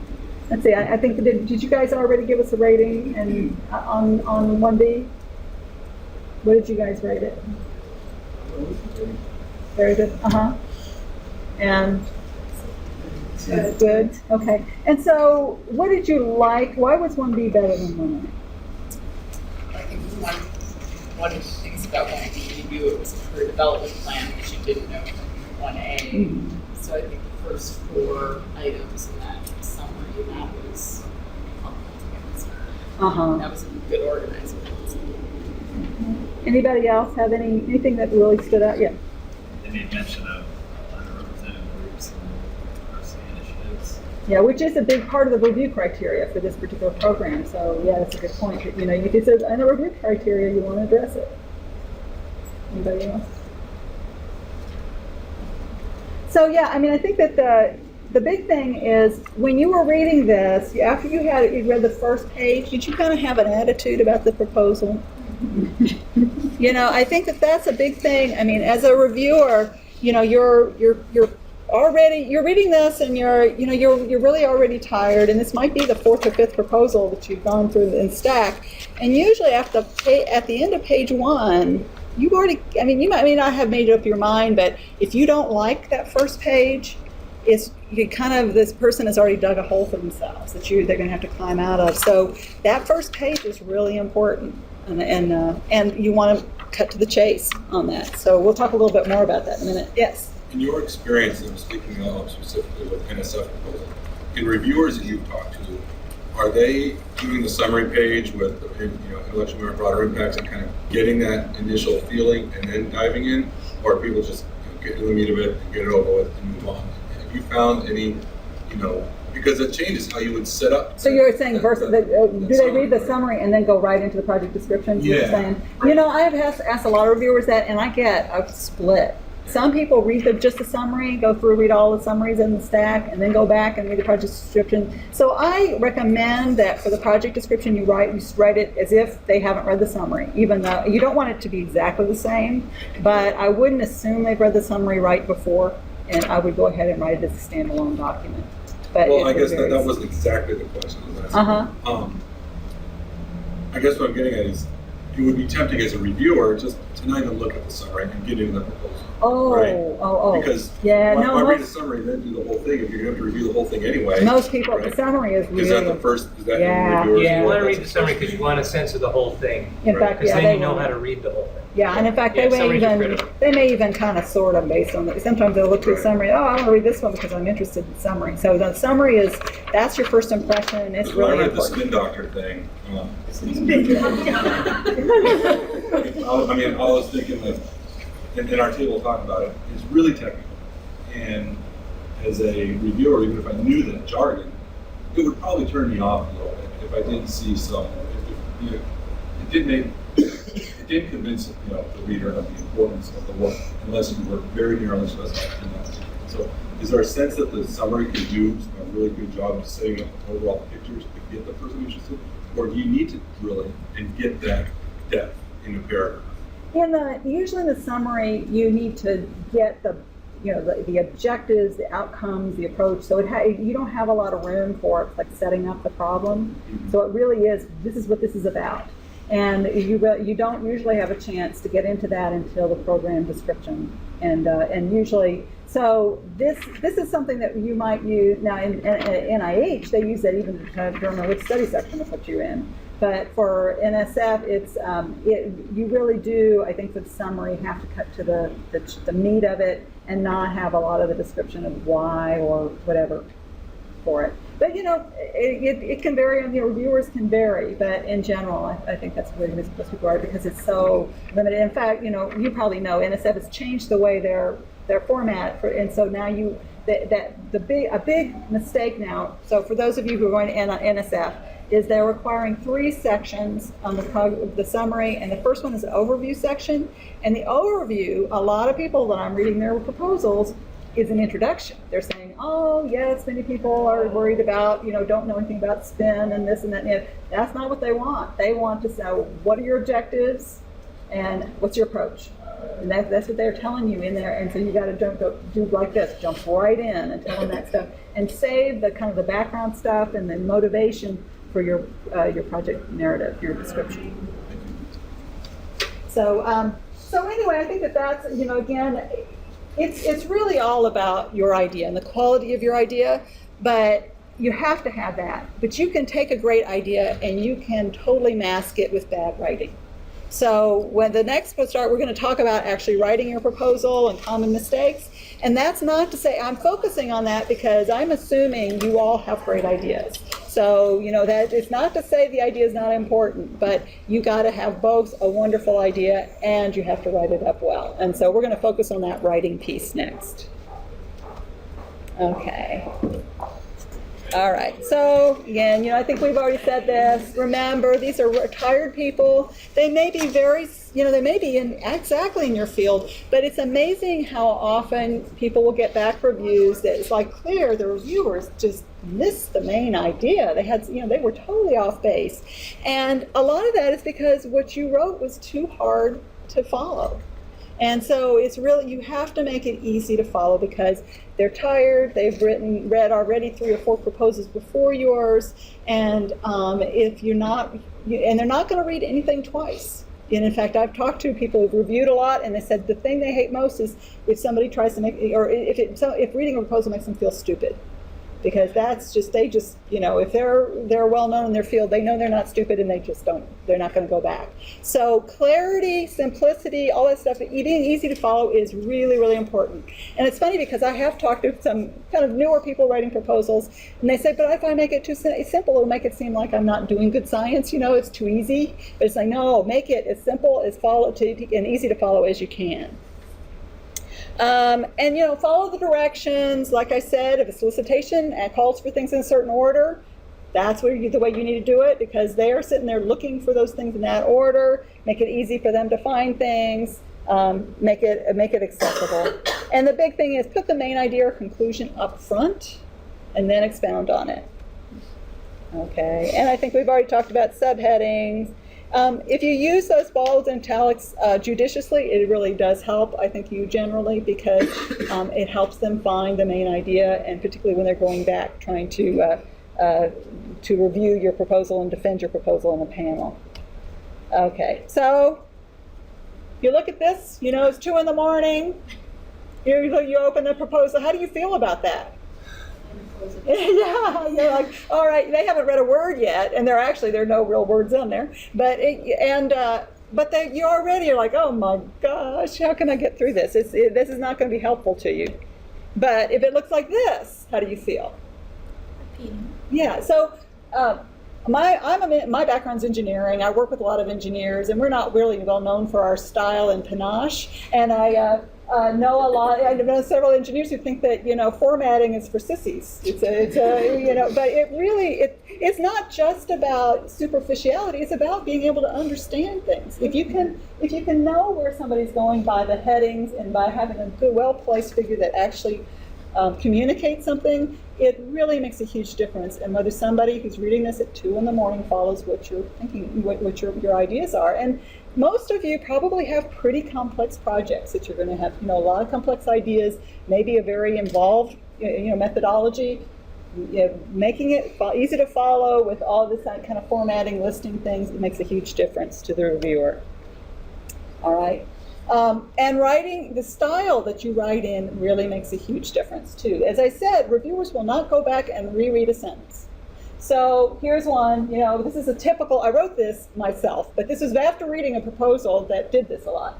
Okay, because your research is probably quite complex, and because proposal reviewers are often tired and overworked, given that they are trying to squeeze time for reviewing proposals into a full schedule that also includes teaching and service commitments as well as their own research, it's important to avoid convoluted and overly complex sentence structures that are difficult to follow and bury the main idea at the end of the sentence. This happens all the time, where we have to read through all the stuff to get to the main idea, and it's in the last few words. So think about that when you're writing a proposal. right? You don't want short, choppy sentences, because a lot of times your ideas you're talking about interconnections. So it's fine to have a longer, more complex sentence, but make it, use punctuation, use commas. I believe in commas. I know that it's sort of out of style, but in technical writing, commas can really make a difference when you have parenthetical remarks, you're trying to you have conjoined sentences. So make sure that it's something that actually is not too hard to read, and if it doesn't need to be a long sentence, don't make it 2 sentences instead. Okay, this is another example of things that I see a lot. Hydrogel beads, HGB, and fluorescent tracers, FT, will be injected into the intermediate scale model system, ISMS. We will then monitor flow of HGB and FT in the ISMS as a proxy for contamination with DEHP and TCP. That was a real sentence out of a proposal.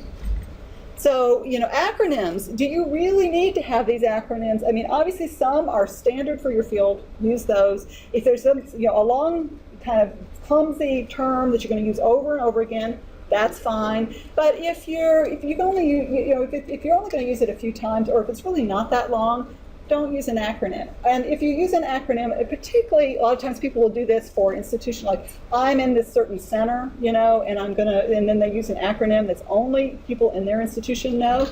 If you use it once on page 2 and you use it again on page 10 without defining it, the reviewers are not going to look back and they won't remember what it was. So again, be careful. Clarity is important, and so watch those acronyms. Another thing I see a lot is we will explore the effects of environmental factors on physicochemical properties of the materials. So what? I mean, that is like so broad. And what environmental factors? What physicochemical? They couldn't even say physical or chemical. They're both, and they didn't say what they were. So this, and then they actually went on later on to define all those terms. But if you can be specific, be specific. Try not to do this introductory sentences that are so broad they really don't mean anything. Okay. All right. So this is a philosophical talk now here. So I think as human beings we are natural storytellers. Okay. So we want to start at the beginning when you're sitting and you're telling your friends a story, you go out to dinner. You don't start with the punchline, right? You kind of build up and you start saying, this happened and then this happened and then, eventually then you have the payoff, right? So you build up. And so that's a natural way we tend to write proposals too. If you're kind of just doing it your natural storytelling way. And so, for example, if you have a proposal and you're saying, okay, it's about carbon nanotubes. My examples usually come from material sciences, that's my background. But so carbon nanotubes, and I'm going to tell you, carbon nanotubes were invented by Richard Smalley in 1987, and then they have this surface structure, and I'm going to have some molecules. I'm going to show you all this stuff, and then some equations about surface tensions on this, and you're a reviewer, okay? So this is 2 a.m. You've already read 3 proposals, and you're reading about carbon nanotubes. One thing you probably already know, because you're in the program reviewer for this program, you probably know what carbon nanotubes are. But then you're having to read all this stuff, and then they give you some preliminary data about carbon nanotubes and their surface properties, and you're thinking, why am I reading this, right? And then they say, my idea is I'm going to alter the surface properties of carbon nanotubes so that they either agglomerate or they disperse and within a matrix, and that's going to change the properties of the material. And you think, that's why I had to go through all that stuff at the front, right? But they didn't really come to the main idea till maybe page 4 or 5, halfway into the proposal. And at that point, you've already kind of lost interest, right? You already had that feeling from this exercise we just did. After page 1, you kind of, you're starting to flag, right? And so what you want to do is instead start off, say, my idea is to change, to modify and control the properties of the carbon nanotubes, and so that they agglomerate or disperse. And we're going to do that using pH, temperature, and so forth. And that's going to be able to tailor the properties of this material. And then you go into, all right, this is what carbon nanotube surface the properties are like. This is what I've done before to show that this is possible, and this is how I'm going to do it. But see, what happened is now it's easier for you as a reviewer to follow what they've already given you the outline. You already know it's sort of like in learning, they talk about a scaffold. You know, you've got your scaffold. You know where the person is going after the first page or page and a half. Now, as you're reading all this other stuff with maybe, you know, molecular structures and equations, you understand why you're reading it, and you can fit it into this structure that you've already read.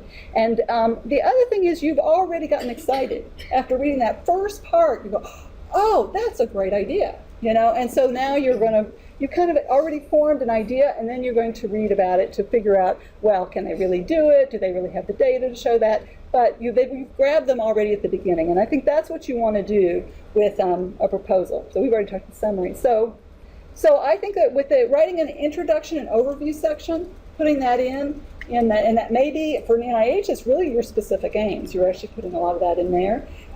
You want to include all these things. You want to include your context, your project goals, your significance, your research questions, okay? So I'm going to show you an example here. Let's see. Just hold it up. Oh, yeah, I got to continue. Sorry.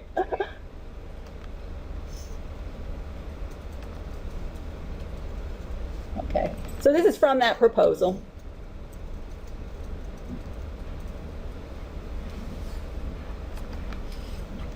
Okay, so this is in your CD, but the whole proposal's on there.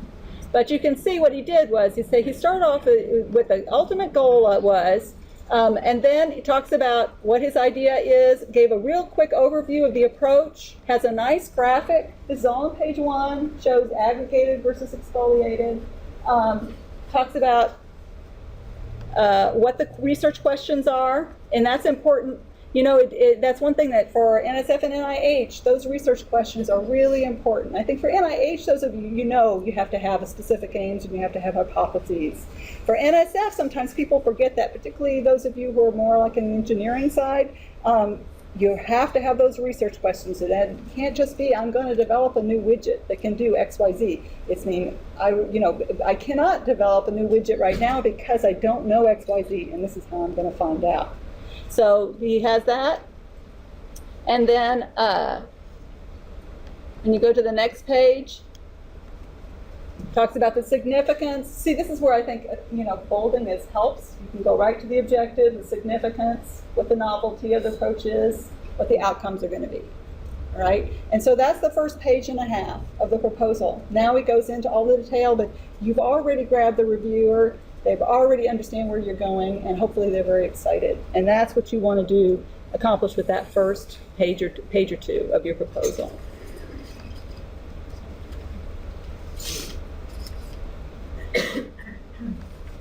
So those of you who've been reviewers, what has been your kind of experience with reading proposals? And was there anything that kind of when you were in review panels that surprised you, or that you did not know before you did that? Maybe somebody was here. You were. Yeah. Oh, yes.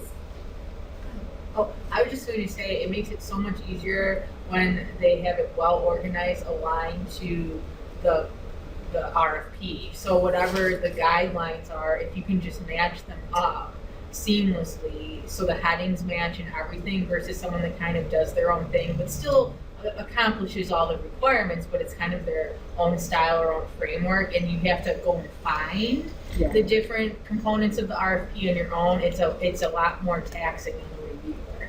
That's really true. I mean, because the thing that reviewer is going through and kind of has to fill out the form, and it's structured exactly like the RFP, if there is an RFP for it.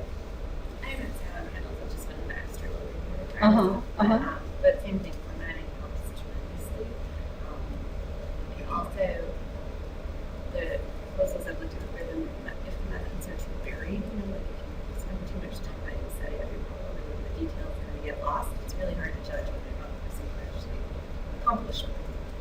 That's a very good point. Yeah, we'll talk about that when we get to the research plan. Is that sometimes people spend so much time setting up the problem that they then run out of time, and it's like actually how they're going to do it is compressed into 2 or 3 pages at the end. Yes. Yeah, the first paragraph is about any research. I just got lost. If I'm lost, it really made a difference.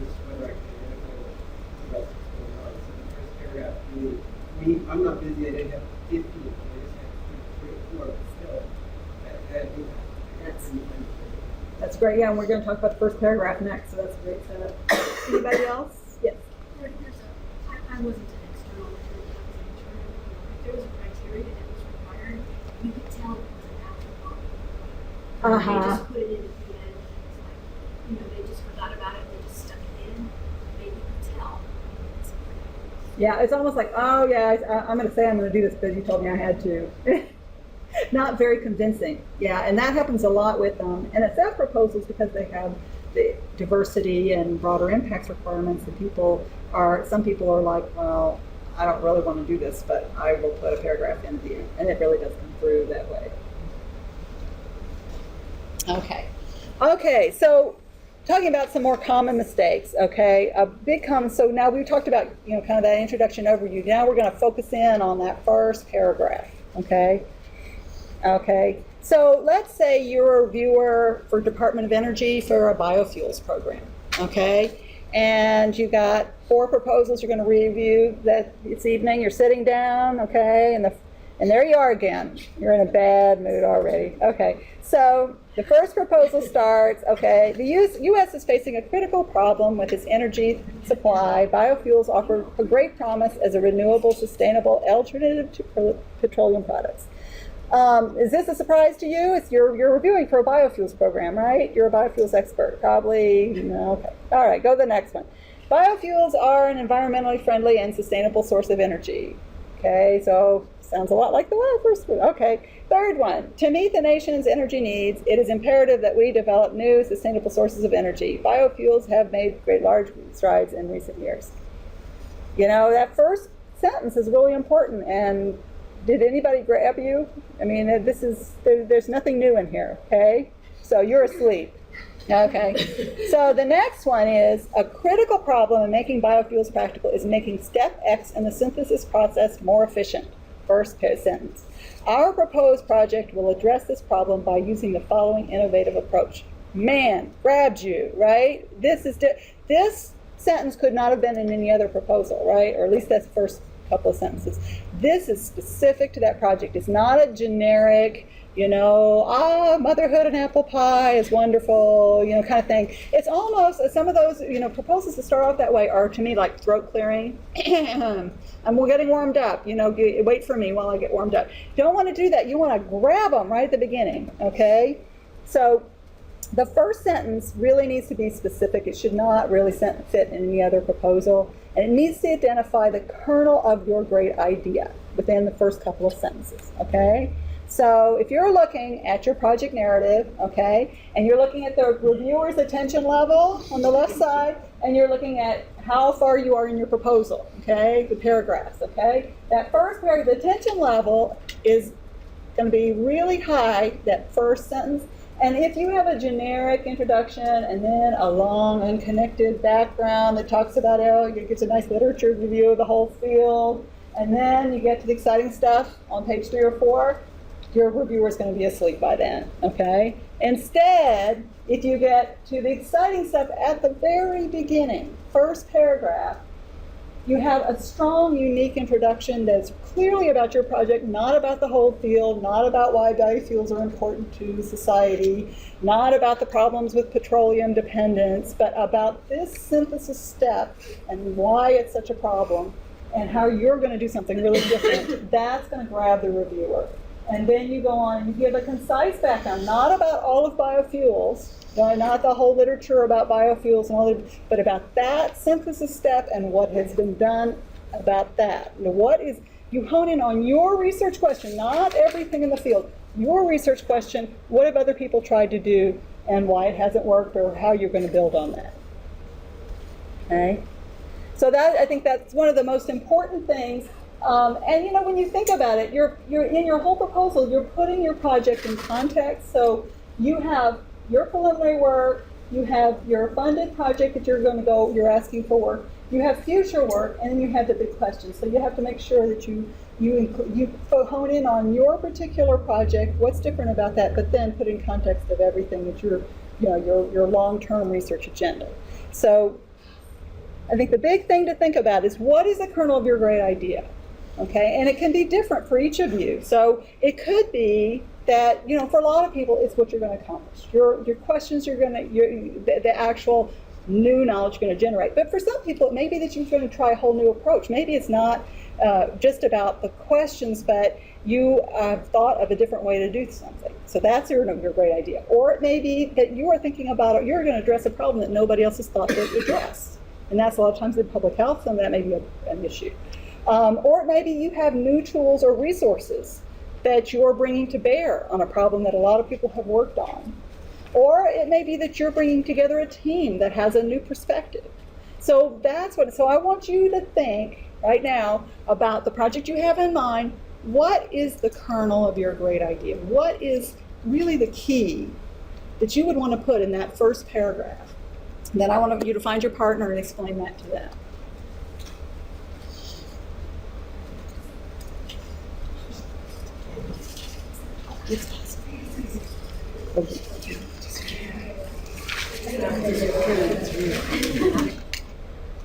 Someone brought up a good question. Is, you know, what if you have wonderful preliminary data? That's really intriguing preliminary data. That would be one of the, you know, the kernel of your great ideas. Look, we got this really exciting preliminary data or this prior work, and we're going to build on that. Put that right up front. Because, man, that will grab a reviewer too.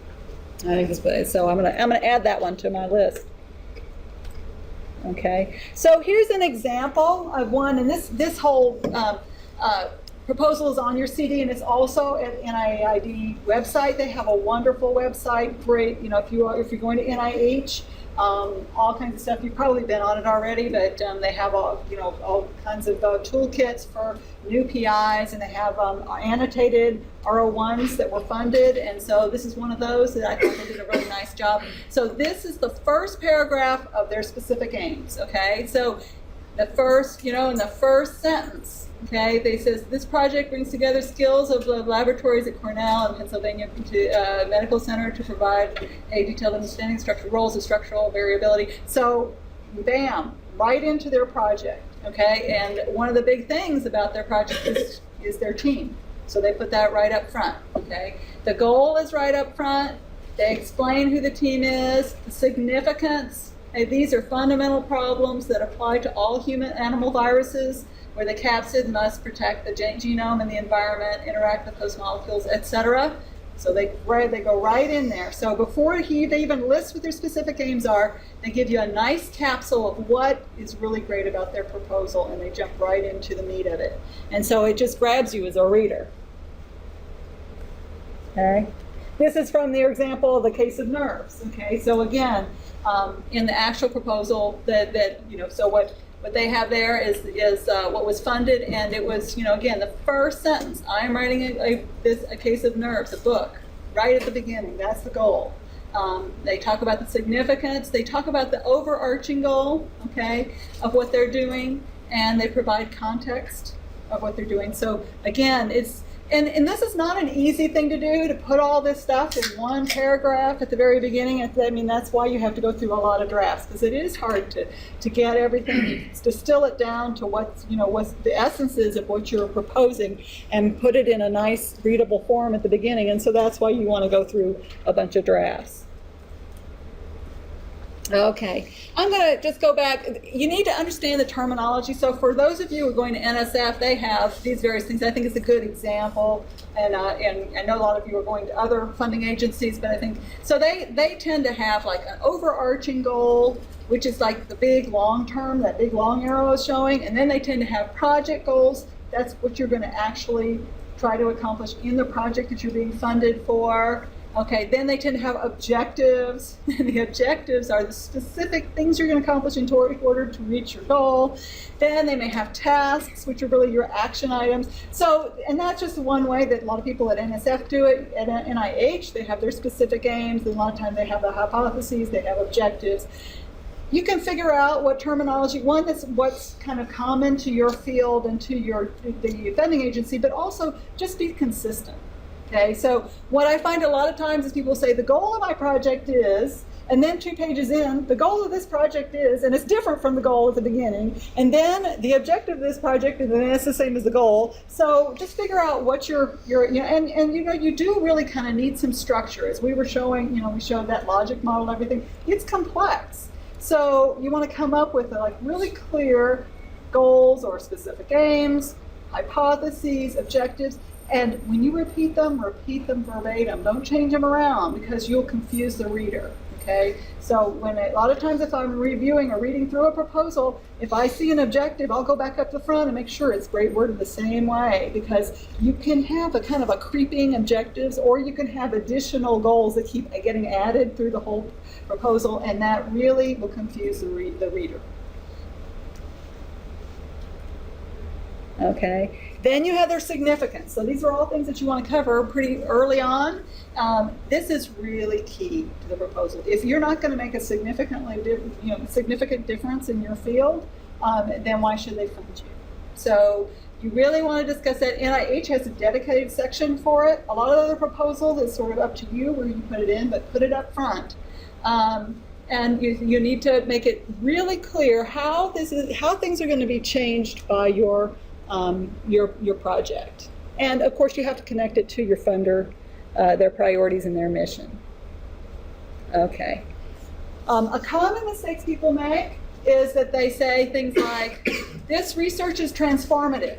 Why do they say that? Because that's a new review criterion and NSF, but they don't say why, right? They just say this is transformative. Well, that just irritates the reviewer, because it's an empty claim, right? You can say this is transformative because it will do X, Y, Z, but don't do that. Don't just have a kind of a blanket, vague statement. This research is novel is another one of those. But somebody's buzzing. The other thing is overblown or unrealistic claims, where sometimes people will say in their goals, my goal is to explain this entire phenomenon. And then you read through the proposal, and that what they're proposing is not going to accomplish that goal, right? So be careful when you say what your goal is. It needs to be a very precise, and it needs to fit what you're actually going to accomplish.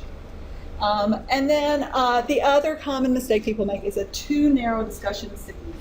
So they really are talking about their little subfield. I'm going to figure out, what this coefficient of this, material is, and why is that important? It only is probably important to you and 3 other people, right? So you have to say, well, why? What happens? Why is this important? And it's because this will allow us to make lighter materials, which then is going to allow us to do lots of other things. So think bigger on your significance. Really, where is it leading to? Why are you interested in it? Why should somebody else be interested in that?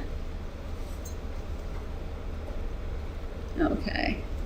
All right, so I'm going to go on to the background section. And like I said, these are all labeled, we had all those different kind of typical outlines for different funding agencies, but they all have something like this. It might be called the state of the art, might be, but it's where you talk about what's already been done in the field, but then also needs to connect to what you're doing. So common mistake that people make with the background section is to do a literature review. And you don't want to do a literature review. One, you don't have time, you don't have the space for it. And the other thing is that it doesn't connect, it can be very disconnected from your project. So if I take that carbon nanotube example, so if I say, okay, this is my idea to do the carbon nanotubes and change the surface chemistry, then I just do a literature review saying, in carbon was invented by cavemen, and then, you go on and on and on and on, and you just talk about everything about carbon nanotubes. No, but the reviewer doesn't know why they're reading that. So you want to keep on talking about, okay, this was done, but they didn't really understand this. They understand this about the surface chemistry, but we haven't tried to do this, and this is what I'm going to do. So you talk about what the gap is, keep identifying the gap and how you're going to fill it, or you talk about the opportunity. Maybe there's some great new information, the great new knowledge that has been generated. Now you're going to build on that, but constantly be thinking you're telling a story not just about what's known in the field or known about this particular question, but about how what you're doing is going to contribute to that. Okay. Okay, another important thing is to cite your important work, okay, or cite the important work in the field. If you leave out like seminal references, the reviewers will really get you on that. And it's too, if you're going to some place where you know who the reviewers are, have a pretty good idea, be sure to cite their work if it's related, because I've seen reviews come back and you can tell, I mean, they say, it's clear that so-and-so is not aware of XYZ, and it's like clear that's their paper, right? So they will get you for that. So being too, kind of, and you don't want to be dismissive, so you don't want to say, nothing of importance has been done in this field, because who's going to be reviewing your paper? Everybody who's been working in that field, right? So you want to be respectful, it's like the important stuff, but you can't go through and do a whole big lit review of everything in the field. All right, typically it might be 20% of your narrative. Again, it's really easy, particularly for those of you who maybe are not that long out of doing your dissertation. You are writing the background is so going to be so easy for you because you've already done this comprehensive lit review, and it's easy to keep going on that and fill up your whole project narrative on just background. And so sometimes what you'll see is like half of the proposal is the background before you ever get to what the people are going to do. And really the important thing is what you're going to do. So this is just providing context, but it shouldn't overwhelm your whole project narrative. Okay. Then there's preliminary data or prior work. So this is your work that you're talking about. Sometimes people will put that in the background section, but if you do, be really careful because it can get lost. It can, I find this a lot of times where people they'll be doing somebody else's work, then they'll talk about their own work, and they'll talk about somebody else, and it may not even be that clear from the citation that it's their work. So if you're doing your own work, make sure it stands out, because that's important, that this is work that you've done. It helps establish your track record and your expertise. So make sure it doesn't get lost. Sometimes people will structure it, so if you, I'm sorry, yes? Hi, maybe a dumb question. If you have preliminary data, does it have to be published? Like, do you have an article with it, or can it just be published? No, and in fact, at least, and I don't know that this is established, but I a lot of times call preliminary data the stuff that's not published in prior work, the stuff that is, but it's, you certainly can have preliminary data that's not published. If you do, so usually for prior work, you can summarize it, cite, and then put in the citation, and it's already, it's been peer reviewed and everything, and they're not going to question it too much. Preliminary data, you probably, if it's important to your project, you're going to put more detail in there because they know it hasn't been peer reviewed yet, so they're going to be less accepting of it. So make sure you give it enough detail so that the reviewers are convinced that your data is good. Some people, it depends a lot on the logic of your particular project. So if you have, say, 3 different big tasks that you're doing, 3 specific games, 3 big objectives in your proposal, and they're kind of very different, then you might want to structure it where you go through your background preliminary data for each objective separately. Some people do that. Generally, that does, they're more connected, and you can do a whole big, this is the background, here's my preliminary data, and then this is what I'm going to do. But a lot of times you have flexibility. You have to figure out what makes sense for you. So right now I'm working on a proposal that's on a computer network systems, and in order to do this network, they have 3 very different requirements. And so the way they structured it, and it works for them, is they have their first requirement, the background, the preliminary data, and then what they're going to do. The next one, background. So you can do that if that makes sense. Generally, people put the background in, and then they put their preliminary data, and then put in their research plan. Okay, and it just the same as with your proposal in general. Put the significance of your prior work and preliminary data up front, because a lot of times reviewers can get lost if you go into a lot of, you put all these graphs and data and equations and stuff in there without explaining what your point is with this preliminary data. And you have to decide what the point is, okay? Because otherwise reviewers can get bogged down. The other thing is, and I'll show an example of that in a minute, be careful of the royal we. So a lot of times people will say, we did this, we did that. If this is your prior work or your preliminary data, you want to explain, was this we you and your students, you and your advisor, you and a colleague. So if you have a citation, that takes care of that. But if it's stuff that hasn't been published, be sure you're clear who did that, because that makes a difference. If it's you and your advisor, that's very different from you and your students, right? How would you differentiate that? I would say, the PI and his lab did blah, blah, blah, or the PI, or the PI and so-and-so did this.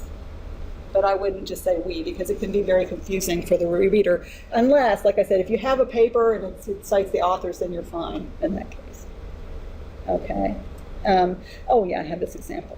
Okay, so here's an example of somebody. It was a proposal. This is a proposal to biophysics at NSF, and she was working on a microscope, a new kind of really fancy microscope that could do all these different things with cells. All right, and so.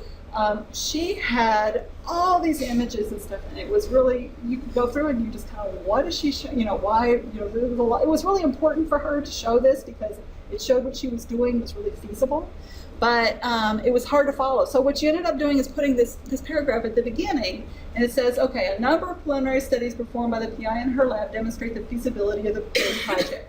Okay, in summary, these are A, integration of the proposed microscope system has already been started and is feasible. Number 3. B, the PI has demonstrated the ability to image live cells using contact mode AFM, figure 4, and to conduct quantitative topography measurements using AFM cell images, figure 5. And she goes through the whole thing and she explains what the significance of each of those figures is. And that, I think, really helped her proposal. She got funded and was complimented on her proposal. Because it gives the reviewer a roadmap before they have to dig through all this preliminary data. So I highly suggest, if you don't have a lot of preliminary data or prior work that you have to talk about, I wouldn't worry about that. But if you have a lot to go through, this is a good way to make sure that the reviewer doesn't get lost. Okay, any questions about preliminary data before we move on? Yes? Bear with me here as I try to form this question. How would you recommend we talk about the preliminary data? So I have pilot data and it's not published yet, and it might be under review by the time I put my application in, but that's probably the best I'm going to be able to do in the next 6 months. Part of that pilot data tells me, okay, this worked and this didn't work, right? Which is, I think, what you want pilot data to do. But I'm wondering your thoughts about how to then express that within the context of the grant. I would think that this part, what worked and what didn't work, really inspired your approach, right, to this project. Is that going to? I mean, is that informing what you've decided to do now on the proposed project? It would inform. I mean, I'm pitching this as a replication at the level of community instead of just the captive population, which was the campus here. So that's important. That alone is something that needs to happen. That itself is an important change to the methods. But there are other tweaks that need to happen. Yeah, I would definitely put. It seems to me that your preliminary data is really going to be informing what you're doing next. And so I would kind of couch it in those terms. In this preliminary data we found X, Y, Z, and this is going to based on this we're going to do X. We're going to do A, B, C. And then go through and again inform, kind of focus, not without really knowing what your preliminary data is, so you have to take this with a grain of salt, but I would probably say, focus on each kind of result that you got, good or bad, whatever, in terms of how then it's going to inform what you're going to do in this project. Because that's really what the importance of it is. And you have to think about that for your preliminary data in general. What is it you're trying to say? Is it that I'm saying, what I'm doing is feasible, like this example here, or it could be you're trying to say, look, this was really intriguing first results and this motivates what I'm going to do. So that's another reason you might have preliminary data. It might be that, look, I know how to do this methodology. So those are all good reasons to have preliminary data or reference prior work. But I think it's good to just tell. You don't ever want to put the reviewer in the position to have to think for themselves. You want to tell them everything, what the significance of everything is. I mean, you're not going to be patronizing, but if you're putting that in, why are you telling them that, and explain that to them? And I think that's a good idea. And that's something actually I think I admitted to say earlier too when we were talking about the structuring your proposal, and is that, you know, when reviewers go through, as we talked a little bit about this, that, you know, they have these various questions they have to answer when they're grading your proposal. Usually, you know, how did they do this? And those are really based on the review criteria, which we talked about, you know, it's in the solicitation, if you have solicitation, or the blanket review criteria that, you know, if it's an unsolicited proposal. And so if you address those very concisely in your proposal, so if you know the intellectual merit of it, the innovation, you know, various things, put in a paragraph or a sentence or two that very concisely says, why is this innovative? Why is this novel? And then what the reviewer will do is they'll copy and paste that into their review comments. So you can write your own reviews if you do a good job. I mean, that really is, I mean, obviously they have to be convinced that what you're saying is true.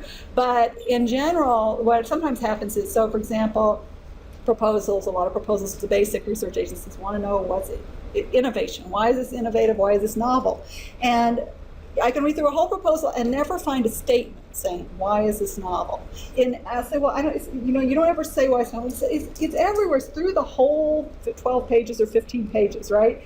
But that's not something, then you're putting the reviewer in the position of having to kind of synthesize that for themselves at 2 a.m, and they might be in a bad mood. So you want to do that for them. So you want to, again, you know, take those review comments and have at least one, I mean, you want to back up these statements, but have one very nicely, framed, concise sentence that explains how you're meeting each of those review criteria. Make it really easy for them to find. You know, this is innovative because innovative is bolded. They find it, they copy it, they paste it into the proposal. And you'll be amazed how often you'll find your own sentences in the review, in the review documents.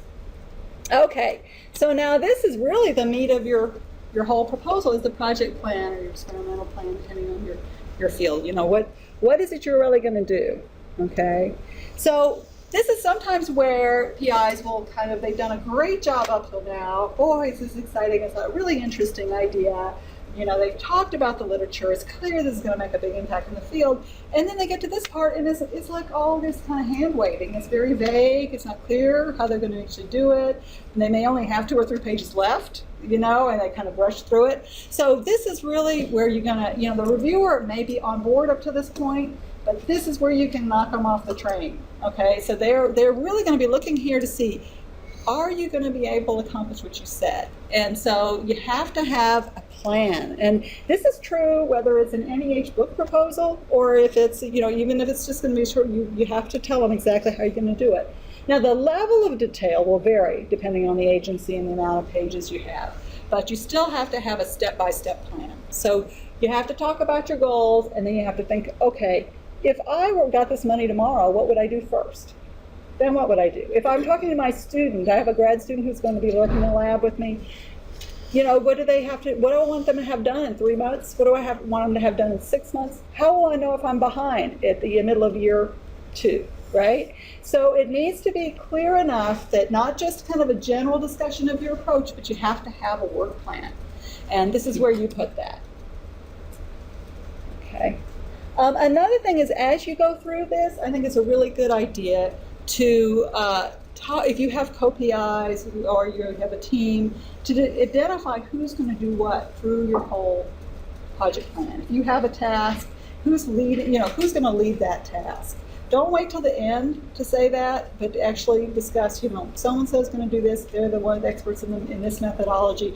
So-and-so is going to do the statistical analysis. So-and-so is going to do that. A lot of times I'll read through one of these team proposals and won't even have any idea who's actually doing the work until the last management section that they put in. And that's kind of like, a reviewer's not going to go back and reread it. So it would be much better for you to at least briefly say at the beginning who the team is, what their expertise is, and as you go through each task, explain what they're going to do. Okay. So again, I think it's a good idea to put an introductory paragraph that gives an overview. This obviously is not the way this was formatted. I put it on the PowerPoint slide so we can get everything on here. But this is an example from that same proposal, the nanoscale or the nano tube proposal, where this PI had a very complicated experimental plan, because he had a lot of different variables. He was looking at pH, he was looking at temperature, he had to synthesize it, he had to characterize it, he had all this stuff going, and it was really hard to follow. And so first he had to organize it. He organized it into 3 phases. Each phase had various objectives and so forth. But then he had to explain that, and he did that at the beginning before launching into each thing he's going to do. Okay, so, oops, okay, that's it. So he talked about, okay, I have 3 phases, 3 experimental tasks for each phase. They're going to have 1, polymer synthesis, 2, the suspension preparation, 3, so forth. Then he says, okay, I'm going to work with this Professor Big Name, Dave Bergreiter, okay? He has this big, well-known group, and he's going to help me with one part of it. This other person's going to help with another, this other person. So he's bringing in, who's going to be involved, how he's going to do things, and the general structure of his plan. And I think that really helps the reader to follow it once you start getting into the weeds of exactly how things are going to be going, you kind of know the big picture. This is also where putting a flow chart, and I'll talk about that in a minute, can really help. So a problem that you have a lot of times with text is that it's linear. You can read the first sentence, you read the second sentence, third sentence, right? But a lot of times your research is not linear. You've got several different strands going on at the same time. They're all going to come together. You got people working on different things. And so that's where having a flow chart or some sort of figure can really make a difference, because it can give and this may not just be your research plan, it may be some sort of a methodology, it may be lots of different things where you're trying to explain some enzyme process and you need to show. So using a flow chart or figures can really help a lot when it's a complex idea rather than just using text. And again, I think I said this already, but the potential roadblocks, showstoppers, be sure you talk about those. For some agencies, you actually have a risk mitigation plan. They like to see that, where you say, okay, here are the risks. NIH does that a lot. A lot of NSF proposals, people, particularly in engineering, they like to see that, where you say, okay, this might not work, that might not work, this is what I'm going to do. A lot of times NIH likes to see where you say, okay, these are the alternate approaches, and this is why I'm not using those alternate approaches. So again, try to think for where the questions are going to be in the reviewer's minds. And you want to answer those questions. Don't leave any questions out there if you can think about them, because the reviewers use those questions as an excuse to give you maybe a pretty good review, but say, you know what, they need to address this, that, and the other. We're not going to fund them this time. So that's the value of getting lots of people to read your proposal, because a lot of things may be very obvious to you, and they may not be to somebody who's reading it for the first time, and so they can help you identify, oh, now I don't see how you're going to get this one cell line, and I don't see how this is going to work, and you may think it's so obvious you didn't put it in the proposal, and this will help you to identify those things. Lucy? Yes? Do you want to say a word about contingent designs? About Okay. staying away from the thing where, okay, I'm going to do 3 experiments, but if the first one fails, there's no point doing the other 2. Yeah. You have to be, and NIH will get you on that. There's enough people who are going to go to NIH. You should probably talk about this, and specifically, when specific aims, they want independent specific aims. So if you have, I'm going to do this, and then based on that, I'm going to get this, and then based on that, I'm going to get that. They will kill you. Each specific aim has to be independent. Even if you fail on the other ones, that one has to be good. So yeah, be careful about things, because again, reviewers can use that as a way to disqualify your proposal, because they're not mean. They just have to figure out some way to weed it down. And so if they see a weakness like that, they will really hone in on that. Another thing that people do a lot, and you want to be careful, is this ambiguous terminology where you say, we're going to explore this phenomenon. So what happens if you explore a phenomenon? What are you going to get out of that? You could explore a phenomenon for 20 years and not get anything, right? I mean, exploring is not a clear term. So you may explore a phenomenon to determine if X affects Y, or you're going to measure X, Y, and Z. You want to be as specific as possible. What are the outcomes that so it tells you what your outcomes are going to be. But if you're going to say, and I know it's really common to use those terms in academia, I'm going to explore we're going to investigate and everything, but you need to have specifics because, again, this is all about outcomes, and it needs to be clear what your outcomes are going to be. And another thing to keep in mind is that, this is a grant, it's not a contract. They're not going to shoot you at dawn if it doesn't work out. I mean, so don't be, sometimes people want to hold back because they're afraid, well, I'm not sure I can do this. You're going to give it your best. And if you really have, if you should have a pretty good confidence it's going to work. And if it doesn't, they know things change. So people will start off with a grant, and particularly the longer grants, like an NSF career grant, my gosh, I don't know anybody who actually ended up doing exactly what they said they were going to do. And they understand that, but they just want you to have a plan. Okay. All right. So, I think, again, you have to get that balance between having enough details that the reviewers can evaluate if you are likely to be successful, but not drowning them in non-essential details. Usually the page limit will help with that, but that's kind of the balance you have to face. And then, of course, special resources, talk about those. If you have access to it, you need access to an instrument. If you're not a Research One institution, the bar is usually higher on that. Reviewers, if you're from UC Berkeley or MIT and you don't mention that you have a certain, fancy instrument, they're going to assume you have it. But if you're a smaller place, you need a transmission electron microscope or something that's expensive, mention it, and then of course you have it also in your facilities section, but say, okay, we have this is capable of doing that. Don't leave that, again, as a question that reviewers might ask. If you don't have that equipment and you want to use some other facility, how should we do it? You say we're going to use this facility, and we hopefully get a letter from them, unless it's just standard, but if you need their permission, or it's you then say, we've talked with Argonne or whatever, and they will give you a letter saying they can use our facility. Or if it's a standing program, you can say, we always, we have used it in the past and so forth, but yeah, address it. Okay, we've already been through that. I guess the only thing here is structure. For your research plan, again, go by, objective, then phases, then tasks. Sometimes I see research plans that are just this long narrative, and it's very hard to follow. You want to be very, kind of a work plan. I have objective 1, task 1, these are the activities, objective 2, task 2, and connect it to what you said at the beginning.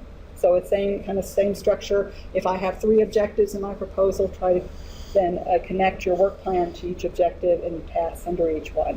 And again, it may not really be exactly how you're going to do it, but it's just you just need to structure it in a way that somebody can understand what you're going to do at 2 in the morning. Okay. All right, and I think I've already covered a lot of this.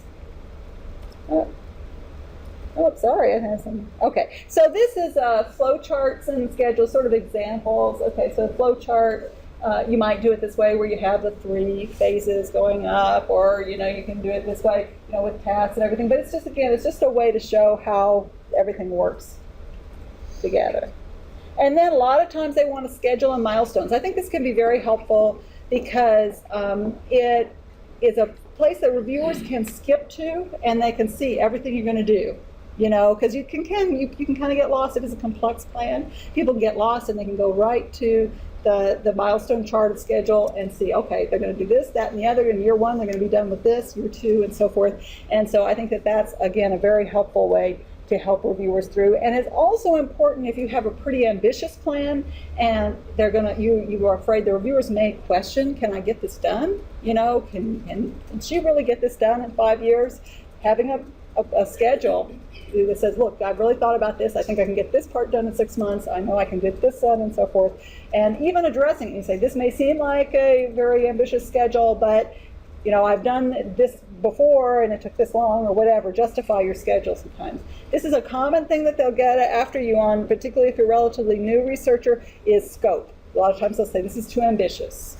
So, of course, you want to talk to your colleagues and your mentors and say, is this a realistic scope? And then if you feel confident, then you can justify it with schedules and milestones. This is sort of an example schedule. You have your objectives, you have your tasks under that, and then kind of 3 years that you'll get it done. So this is all about, again, having a nice, clear structure and a clear plan to convince your reviewers you actually have thought this through. And that's a big part. Once you get them on board at the beginning with your idea and your approach, then that's where you kind of close the deal.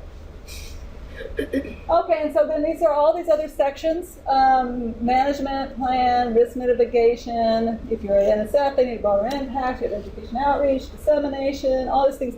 You look at your solicitation, look at the requirements of your agency. Be sure you address all those, everything that they ask for. Don't leave anything out, because boy, that's a good invitation for them to send it back to you without even looking at it. Okay, and I think I already talked about the collaborative proposals. Just to be sure and talk about who your team members are early and identify what they're going to do as you go through, why they're on there. Another thing, just on the practical situation here, when you're working on a budget, if you got collaborators from another institution, it's going to take a lot longer because they have to go through their budget process. They're usually subcontractors, and they have to come to you. So again, the more people you have on your proposal, the more time you're going to need. So you want to start early.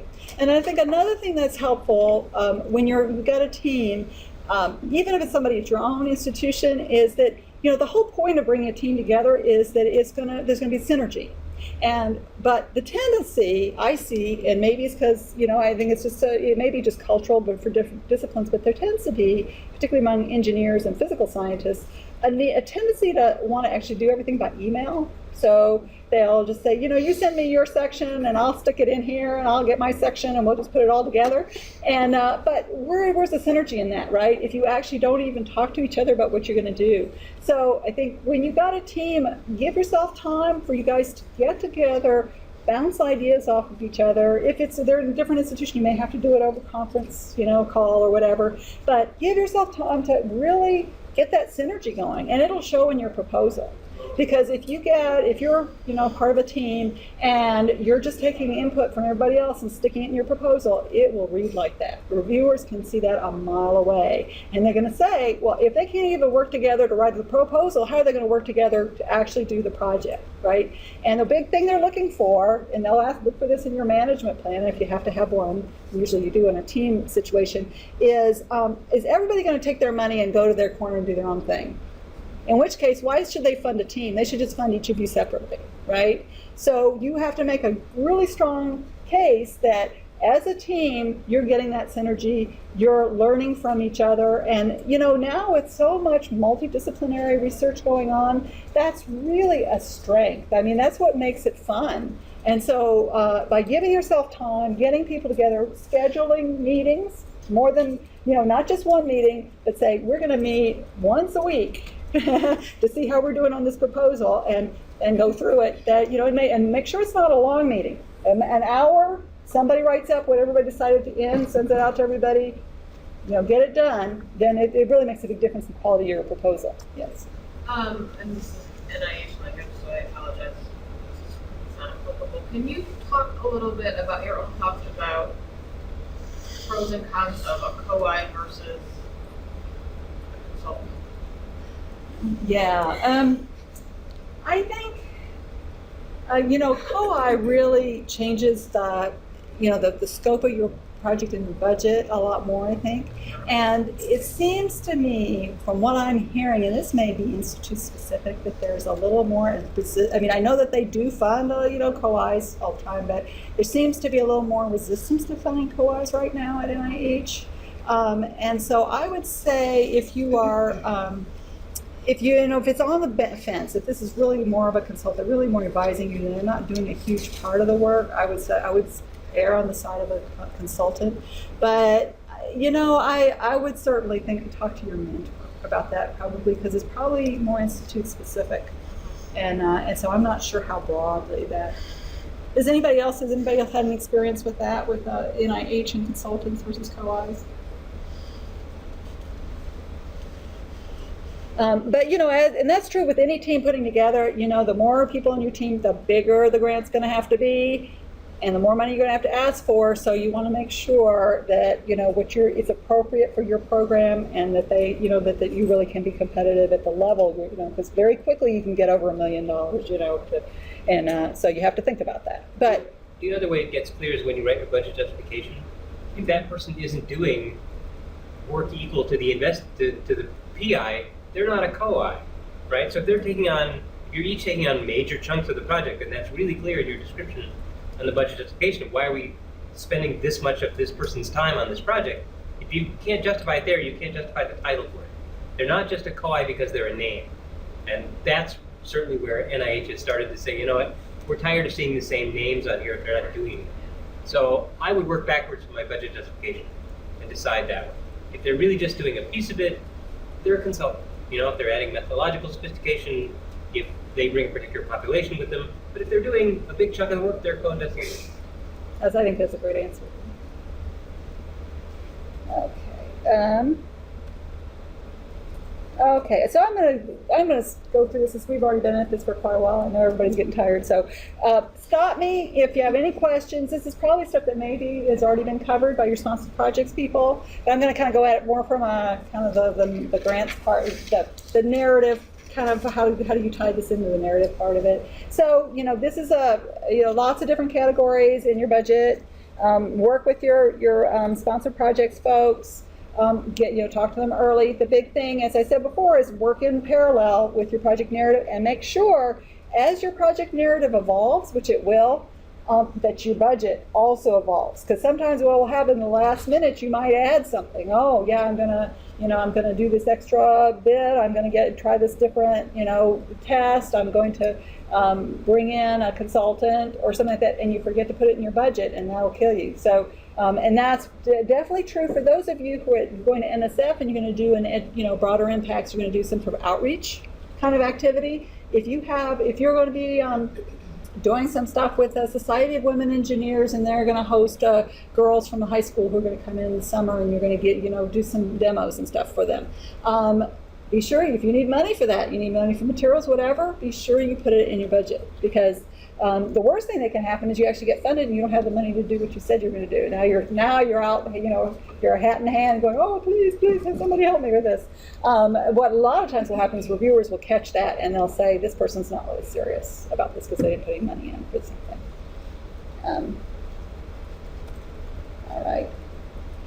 Budget narrative. This is really, sometimes people think this is just like a little, it's just sort of like filling out a form, but this is actually extra space for you to make your case.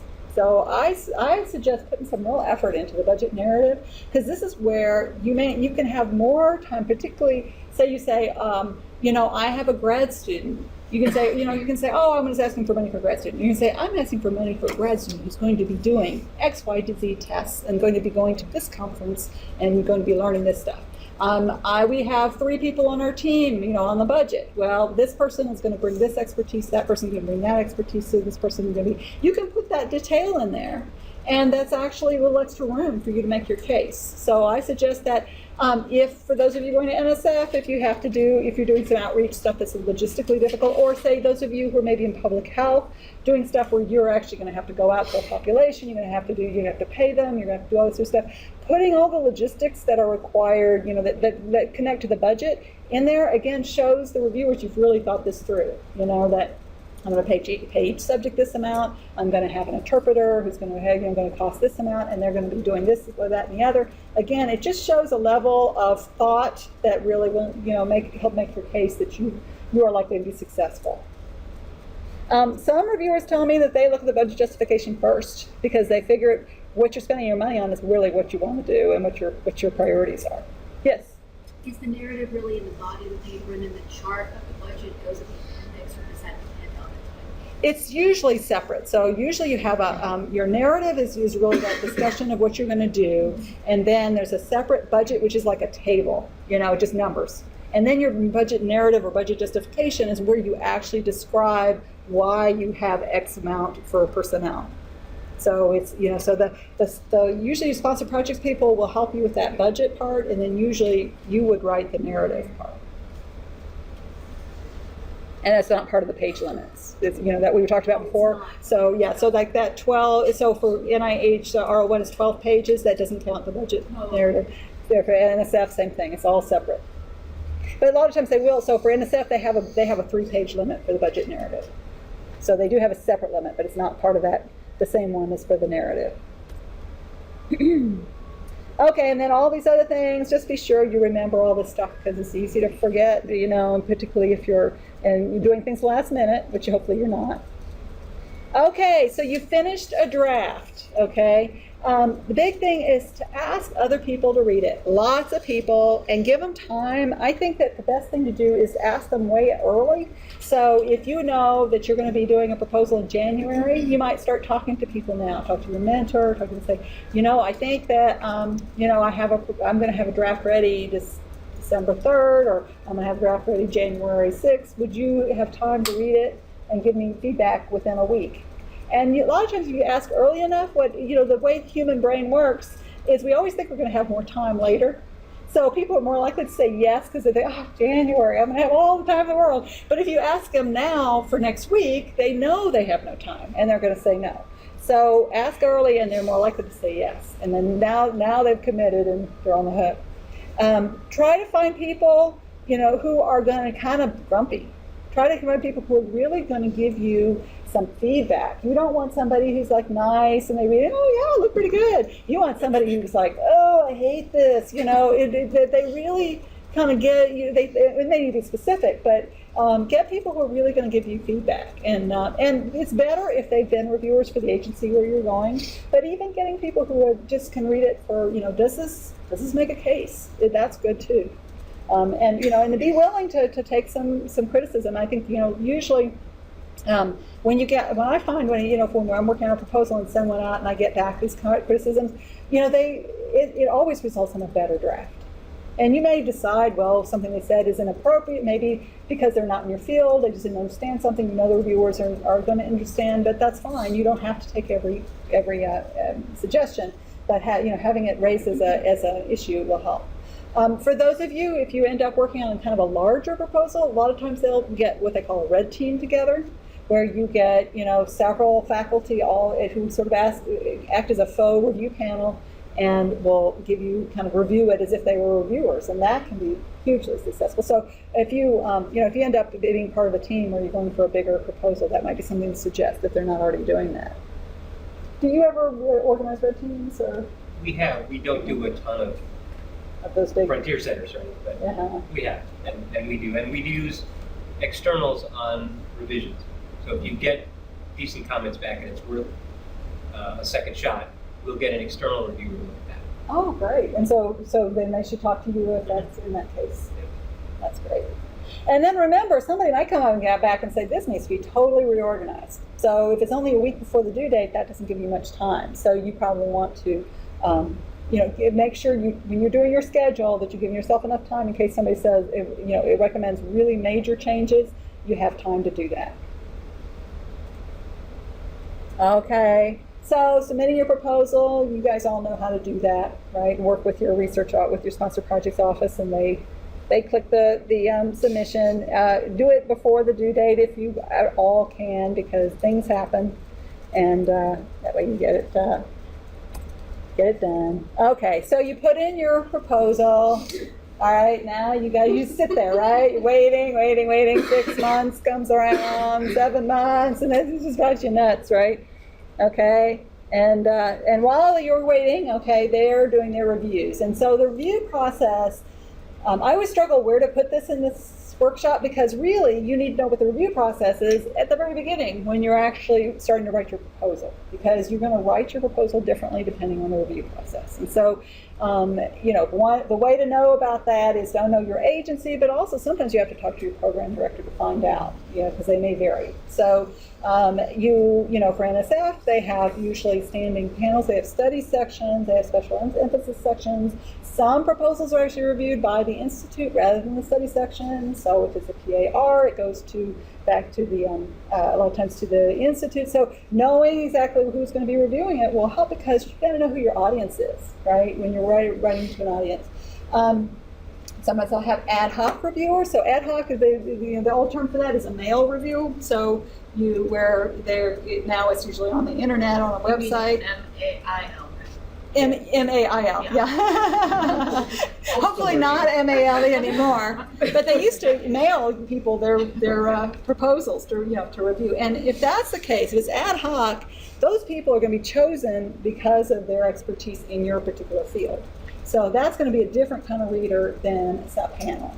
A lot of times this can be combined, so that means you got to talk to the experts who are going to nitpick on your, all these fine points, and then you got to talk to the people who may be more generalists in your field usually, but not maybe in your particular subfield. So now for some other, though, kind of admission agencies and for foundations, it may be totally internal reviews, where it's, maybe a program officer or a program officer and their, people around them, maybe, like I said, intramural scientists who are helping to review. For one foundation, I heard about, there was a family that sat around the Thanksgiving table and read proposals. So it would be helpful to know that when you're writing a proposal, right? And so you know how it works. Let me see, before I go on to if you get funded. So the dynamics that happen, if it's a panel, that can also be something that can be interesting if you're ever a reviewer. And it's also, again, this issue of getting your primary reviewer on your side, because a lot of times there's this kind of a competition on a panel, and the person who's the most outspoken tends to have the most sway. And so what can happen sometimes is you have one person who's extremely outspoken about something. Hopefully they're your primary reviewer and they really like your proposal. But so there's a lot of things that can happen, but a lot of it you cannot control. Sometimes people tend to obsess about that, what happened in the panel. But all you can do is do your best. And then, if there are some weird personalities, then you can try and diagnose that later if you didn't get funded. But in general, that's probably outside your control. I think one thing to be careful about, though, is there's a lot of urban legends, urban myths that kind of go around about review, and particularly what I find is from faculty who've never been funded. They tend to have a lot of ones. If you're relatively new to funding, they'll say, boy, NSF never funds anybody unless they're on the East or West Coast, or NIH will only fund you if you're at a medical center, or whatever, so be careful about those urban myths, particularly about why you're not going to get funded, because, generally you've got to consider the source. And if this is somebody who's been a reviewer, that's different. And then, you get some, and then too, that can be very specific to a particular experience. So sometimes we say, NSF doesn't care about broader impacts. I was on a panel and nobody even looked at that. Well, maybe that one time that might be true, might not always be true in general. So is anybody who is a reviewer still here on a panel? Is anybody on a panel? Yeah, Oh, okay. See, let me say something. This actually ties back to all the stuff you did at the beginning about scaffolding your proposal and laying out those important sentences early and bolding things that are important, because one of the things that does happen is you get a primary reviewer who doesn't understand you very well or doesn't like your idea a whole lot, and so gives short shrift or misconstrues what you were saying. And if the secondary reviewer and other reviewers who are generally interested in it but weren't one of the primes can go very quickly through the proposal while that person's talking and you're shaking your head going, no, that's not how I remember it. If they can get right back into your proposal and find those areas to say, well, now wait a second, on page 4 it says really clearly right here this. That can help you a lot, because it does happen that you get the luck of the draw of a primary reviewer who really doesn't get you. And having the signposting for that secondary reviewer and others on the panel to very quickly go through and find what they're looking for can save your proposal sometimes, or at least get you much better summary statements than you can at least engender a conversation in the meeting that in the summary statement will say, well, some people clearly got it, but we went this way, and you'll have to reapply. So all that stuff about, nailing it and underlining things and getting your most important stuff very early is critical to those dynamics. However they play out, they're critical. That's a good point. And the same thing for your project summary or your abstract. Your other people on your panel are not the primary, secondary. A lot of times that's all they're going to read. So you make that good. And then that may kind of get, and they'll be, probably looking at, during the panel, looking at that, and then they may go on and look at the rest of your proposal if you make that really good. So it's another reason. What I normally do is I suggest writing your project narrative first. And then, through that process, you hone your message. And then towards the end, you work on your project, your summary or your abstract. You don't want to, but the thing is, you don't want to wait till the day it's due to do that, because sometimes what can happen is you kind of wait and you're like, oh, I'm just going to copy and paste, put stuff in. And so give yourself enough time, but kind of let your ideas mature, and then you can write a much better summary usually. Because a lot of times you can go through and you say, oh boy, I said this really well right here. And that's where you want to take that and put it in your summary.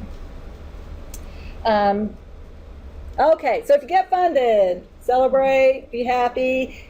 Remember, this is the first of hopefully a long line of funding, so you want to really think about what you're going to get out of this grant and how it's going to set you up for the next grant. This is really, you're developing a track record, and you're developing a track record with this funding agency. Think about what they want to see. You want to make your program officer look really good. So you want to keep in touch with your program officer. Now, they're very busy, but send them updates. Things change, let them know. You have really interesting, something good come out, send it to them. If you're funded in NSF, you can, a lot of times I don't remember they used to call them nuggets. Do you know they call them something else now? I can't remember. They changed the term, but anyway, the program officers, they like to get little blurbs that then they can send up to their managers, and it'll end up on the website or whatever. Nice picture of you. If you're outreach and education component, maybe you're doing some stuff with 6th, 7th graders. You have a little picture of that, and with some stuff that happened. That kind of stuff. Remember that this is a relationship. This isn't they're just sending you money and you go off and do your own thing, but develop that relationship. Now, the hard thing is, particularly for those of you at NSF, is the things you may have a great relationship with one program officer and they rotate off and then you get another one. But still, keep that relationship going. And also remember, you can get supplements that will help you, do extra stuff and, again, build on the impact of your research. If you're going to the admission agencies, that's even more important. Boy, you want to really make sure that this is a collaboration a lot of times with admission agencies. So they want you to be very involved. If you go off, disappear, and then just write some papers at the end, they're not going to be that impressed. So you want to let them know. For NSF and NIH, really the main outcome is papers. And that's what they're going to be asking you for at the end. What papers came out of this? What PhD students got graduated? So again, keep in mind what the metrics are, how you're going to be judged, annual reports, all that stuff. Nail those, keep them, don't be in arrears. I've been amazed how many times this has happened. It hasn't happened that recently, but where we work on a proposal, one of these team proposals, Dr. Big Name is on it, and we put it in, and then we get a little thing back going, we're not going to review this because Dr. Big Name hasn't put in their annual report. And they will not review the proposal until that happens. So, anyway, yeah. So make sure everybody's up to date, but you want to stay up to date and have a good relationship because, again, this is just the start of a long relationship, hopefully. All right, if you don't get funded, odds are, funding rate is less than 20%. Odds are you're not going to get funded for any particular proposal, and that's okay. So read the reviews. Get really mad and depressed. Say it because everybody, it always makes you angry when you read the reviews the first time. Okay, then you remember that even national academies, scientists, they have a whole drawer full of proposals that were declined. Everybody goes through this. It's part of the process. It's not a reflection on you. Okay. Then you put your reviews in a drawer for a few days. Go have margaritas with your partner. Don't think about it until and then after a few days, pull them back out. Read them really carefully. Okay, and then you want to think about what's happening with these reviews. Did the reviewers have particular concerns you can address? Did everybody hit on one thing? Did they all say this specific aim was really weak, or they said this methodology we didn't believe, or we thought we don't believe this part of it? that is the best possible thing, because then that's something you can address usually. You say, okay, this is weak. Either I need to change it, I need to cut it out, I need to strengthen it, I need some preliminary results to show that it's a work, whatever it is. That's an easy one, okay? Were the reviewers really confused or unclear about your project? So, maybe the review, some of the comments kind of, this is clearly not true, and this is it comes out of left field. Well, the first thing you think is these people are idiots. And it could be they're all just idiots, right? But it could be that maybe you weren't as clear as you needed to be for somebody who's reading at 2 a.m. So go back, read it again, and sometimes, just with the clarity of time, you'll look at it and go, oh yeah, I can see how they got refused, kind of confused. If you don't see why there's a problem, get somebody else to read it for you and see if you can't figure out where the confusion came from. Okay. Were the reviewers unimpressed by the significance or novelty of your research idea? So were they like, well, this is interesting, but it's not going to make a big impact, it's sort of incremental. Then you really have to think, okay, do they have a point? Is this really not significant or novel enough? Maybe it's not cutting edge enough for this agency, but maybe it would work more for a more a mission agency, someplace or a foundation that's really focused more on more applied. A lot of times this happens when you're doing more applied research versus basic research, and they may not be that impressed because it's just too applied. So you may want to do that, or maybe you just didn't explain it well enough. And that's a lot of times the case where there was a lot of significance, but maybe you were too narrow and just discussing just your little area and not talking about the bigger significance of why this makes a difference. Okay. This is the most difficult one, is when they go, oh yeah, this is a good idea, it's well thought out, the PI is well qualified, fund it if you can. And then, what happens when you get one of those? Now, for NIH, you get a score, but it's like, it's a middling score. Then it's really frustrating. And probably what happened was that, they thought it was fine, but it wasn't exciting enough. There were other proposals that were more exciting. And so again, you have to think, okay, was this a question of what I'm doing, the science, is it just not really exciting enough? Or more likely, maybe you didn't write it, you could write it better, where you explain why this is exciting and improve the way you make your argument. Okay. Sometimes it's this project just doesn't fit our program or our agency or our mission. Hopefully you've done your research and you get, that it does fit, but sometimes things change, sometimes the program officer just, it changed or didn't understand exactly what you're doing, or your project kind of drifted into a different area, and so it may be that just it's not a good fit anymore. This is particularly true a lot of times with those kind of ones that are more multidisciplinary and you kind of come in, you're a little bit on the edge. Also, I think this is what I see is, say you're, like for NIH, you're going to a study section, you're a sociologist, and you look at that study section, everybody there is a psychologist. Then, maybe it's just not, you may kind of be talking in a language that they're not used to. And they may have a problem with that. And so then in that case, you may have to think, well, maybe I need to bring in a collaborator, or maybe I need to get somebody to read it with that same background so I can talk to those people, or maybe I need to find a different study section. For NSF, it's maybe an issue where you are kind of coming in from a different angle. You maybe have a different background for most everybody who goes to that program, and that might be an issue. Okay, but be careful about chasing one comment from one reviewer. Look at the panel summary, because that's where everybody kind of agreed on what was going to be said. If for NSF, the program officer writes that.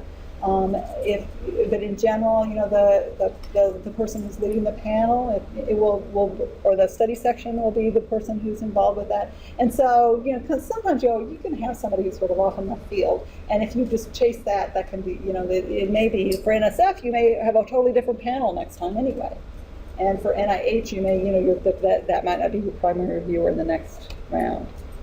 Okay, so then think about calling your program officer. What you want to do is be nice, okay? Don't call them and explain to them why they made a terrible mistake by not funding you. And they say they get those kind of calls. The reason you're calling is not to get them to change their mind. They're not going to change their mind, but ask for advice. So you can ask them for clarification from the reviewer comments. If this is NSF, the program officer was there. If it's NIH, usually the program officer is there. Sometimes they're not, which is sad, in which case you can't get a whole lot of feedback, but usually they're there.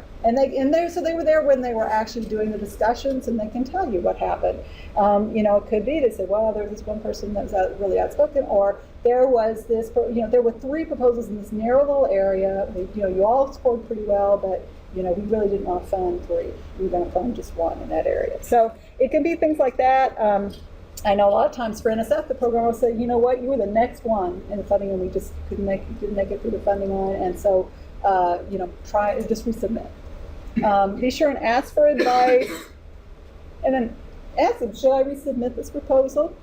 Should I go to a different program, or an NIH? It might be a different study section. What can I do to strengthen the proposal? Okay. And then you can decide, I'm going to go, okay, next year I'm going to go to the same program and resubmit, or the same study section. Yes? So it's been my experience in NSF the first year I applied, get good feedback, and live and apply for doing the work. It's much better off. But looking at, I got 3 5s, 1 4, and then 1 2, and then 1 2 got me not. Got it ranked below it and not being funded. So is there a tactical way to find out? I mean, there's not a tactical way to find out. My review is, but is there a tactical way to kind of suggest not to review based on, like, if you have, if there are some fields that they're just issues that are, it's a reality. Yeah. Well, in NSF you can, if you're writing the same thing as someone else did, and you're reading more citations than the other, going to be jealous or whatever. So is there, I don't know, what's your advice on that? I think that, for NSF, you can actually say who not to, suggest reviewers not to include, and you know about that, right?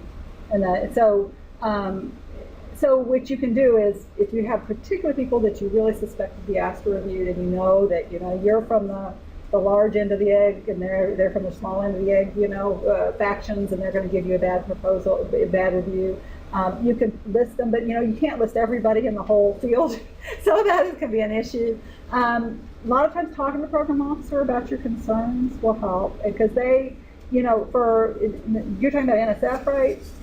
Yeah. So for NSF, the program officer is the one who makes the final decision, and so if you can talk to them about this, and if they're really aware of this schism, they can a lot of times try to make sure in the panel there's not a whole lot, a lot of people from the opposite side, and they do have the ability to discount a review if it's really off the wall and they feel it's unfair.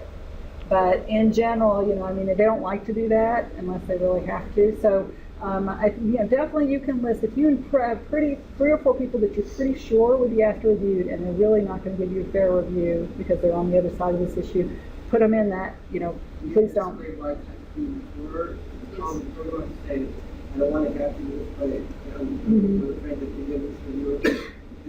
reviewer X is going to be inclined to think as least generous as possible, and or you have to just put them on the do not review list. And someone told me that if it's on the do not review list, they're going to actively seek that out for when feedback. I guess there's some program. I guess there was people that kind of, but in general, in fact, I was at an NSF conference, and the program officer actually said that's why that do not review list is there, is for those, and he gave that specific example, is when there are 2 big, very fighting factions in your field, and you feel you can't get a review from somebody in the other faction, you can put them on that list. So I think that's a legitimate reason. I think I don't remember. Do you remember? You don't put any. You just have to write a note that says, I'd rather the following people not. Yeah. You don't have to I don't explain remember anything. seeing anything. Now you can, if it's going to be a long list, then you probably need to discuss it for a program officer. If it's 3 or 4 people, I would just put it on there. And if you're talking to program officer, you can mention that. But in general, they understand. And there's no guarantee they won't ask them. But in general, I don't think they seek them out. They do understand. If you put too many on, then it's going to be a problem because they're always struggling to find reviewers. But yeah, that is something that happens all the time, and so they do try to get fair reviews. But it's also true, this is where I think NSF is it's easier to get funded than NIH. If your program officer understands what you're trying to do and you get one bad review, all they're required to do is when they send that one up to the division director and say, I want it funded, they just have to justify why they didn't think that review was on point. And they always have the capacity to do that. I mean, if you've got, 4 5s and a 2, they can say, the 5s all understood this and the 2 didn't. And it's really up to them. And that's one of the beauties of NSF, is that it really is left to the choice of somebody who's trying to shape the field. And that's the way they see what they're doing. That's not at all true with CSR or NIH, where it's just all the numbers and the pay line. So, this was a case maybe where he had some sympathy with some of the things that 2 was saying and decided to keep it in. Because they don't have to. They, especially when it's one outlier. They can write around it if they want to. It may also be that there were just more competitive things above you and it wouldn't have mattered. So. Yeah, and that's where talking to the program officer will really help, in that you can kind of ask them what happened here, and you say, I'm more worried that this might be a dynamic if it's something that's maybe not, it's like in a narrow part of the field and you feel that the program officer might not be aware of it. That's a point that you can make for the next time, and but yeah, it can be a process. But certainly, and you, even for NIH, you can put in somebody you don't want to review the proposal in a separate or whatever. It's a little harder with the study section. But the nice thing about NIH is you can see who's on the study section and decide, maybe I'll go to a different study section. Right, and it's very likely that next time you send something into NSF, it's going to be completely different people. Yeah. They change theirs all the time, and lots of them don't even use the study sections all the time. They use ad hocs much more commonly. So. And the other thing you can do with NSF is you can suggest people not to review. You can also suggest people to review. Right. And that's you don't want really to stack the panel in an obvious way. And they won't. And they won't. But you can suggest people who you think know your work closely enough that they would be able to read it intelligently. And that's really, I think that's a big help for them, because they always have to get new panels all the time, so they're desperate for reviewers. And what happens is they keep going to the same people, and those people start turning them down because they're just like, I don't have time. So if you can give, in addition to ask for not to review, put some people to review, you're helping the program officer, because, they have to, if you're taking people out of the pool, it's better to put some more people in. Okay, so, then the other thing, you may need to just take some time off and revamp your project, get some more preliminary data. A lot of times preliminary data is the issue. And then resubmit the next year, go to a different program, a study section, go to a different agency, as I said. So there's lots of, life left in the proposal. And it may be that, you say, what, this idea is not going to work. I just got to go move on. So, sometimes that happens. But generally, people, for NIH, you only have 2 tries with the same project, but generally, you're going to use those 2 tries, and so it's part of honing your project. I think that's the biggest mistake that people who are new to getting funding is that they get discouraged after a few declines and stop submitting. And you want to learn from your reviews. But don't give up, because the people who are success. It seems obvious, but the people who get funded are the people who apply, and the more you apply, the more likely you are to get funded. Okay, so keep working on your ideas when you're preparing to submit. Okay, you're going to get better. Volunteer to be a reviewer if you can. So, like I said, NSF is always looking for reviewers. NIH has their early career review program. There's a link to that for how to apply. Okay, no matter what, your next proposal is going to get better. It's a process. It's learning a whole different way of writing. So don't feel bad that you don't instinctively know how to do it. You've gotten to know the funder. You're getting to know people in your area. You've really thought through your project better. So you actually, I think it's usually a really good exercise, even though it's maybe a painful exercise. And you've learned a new experience and new skills. So that's it. So you have any questions? Can anybody want to share their experience with reviews? How did you feel when you got your reviews back? Did you any that you felt were just totally off the wall? Any you felt were they helpful to you? I know some people said they have been declined. Oh, no. working is very politicized, and working in Haiti is certainly politicized, working in New York is very politicized. So, you know, I don't, so I did get very polarized, you know, really like it, and the one person who didn't like it, didn't. But when I, you know, put it away for a while, I just copied the relevant sections of the critiques, and those critiques were actually useful. So it disarmed their ability to critique it next. But it was in the end very useful, and the proposal was better as a result. But it did take it some time to get over that, you know, who was this person? So that I put them on the, you know, I don't tend to do a do not review list, because, you know, I just stack them like, here's 10 people you can contact, as a strategy. But, That's great. But I did have to, you know, I didn't actually end up saying don't review. I just, you know, tried to address this. That's a good point. And you know, you bring up another point that I hadn't addressed was that you know, there is a lot of politics involved. NSF is just getting hammered by some people in Congress who's pulling out stuff and saying, oh, why are we doing this, that, and the other? Who cares about the reproduction of bees or whatever it is? And so, you know, you want to make sure in your proposal that you justify really well what you're doing, that a congressman could read it and understand why it's important. Also, and I know somebody from NIH told me this, be careful what you put in that your summary and in your title. Don't put sex workers in this title. Don't put pornography in the title. Don't put anything, because there are people now who are just trolling these websites looking for stuff that's a political hotspot. So, you know, sometimes there is time for, like, you know, cool, like, academic language. So you don't want to put your program officer in a bad position by, you know, putting something that's really politically very controversial in the title where somebody is going to grab somebody's attention. Anybody else with review? Any review stories?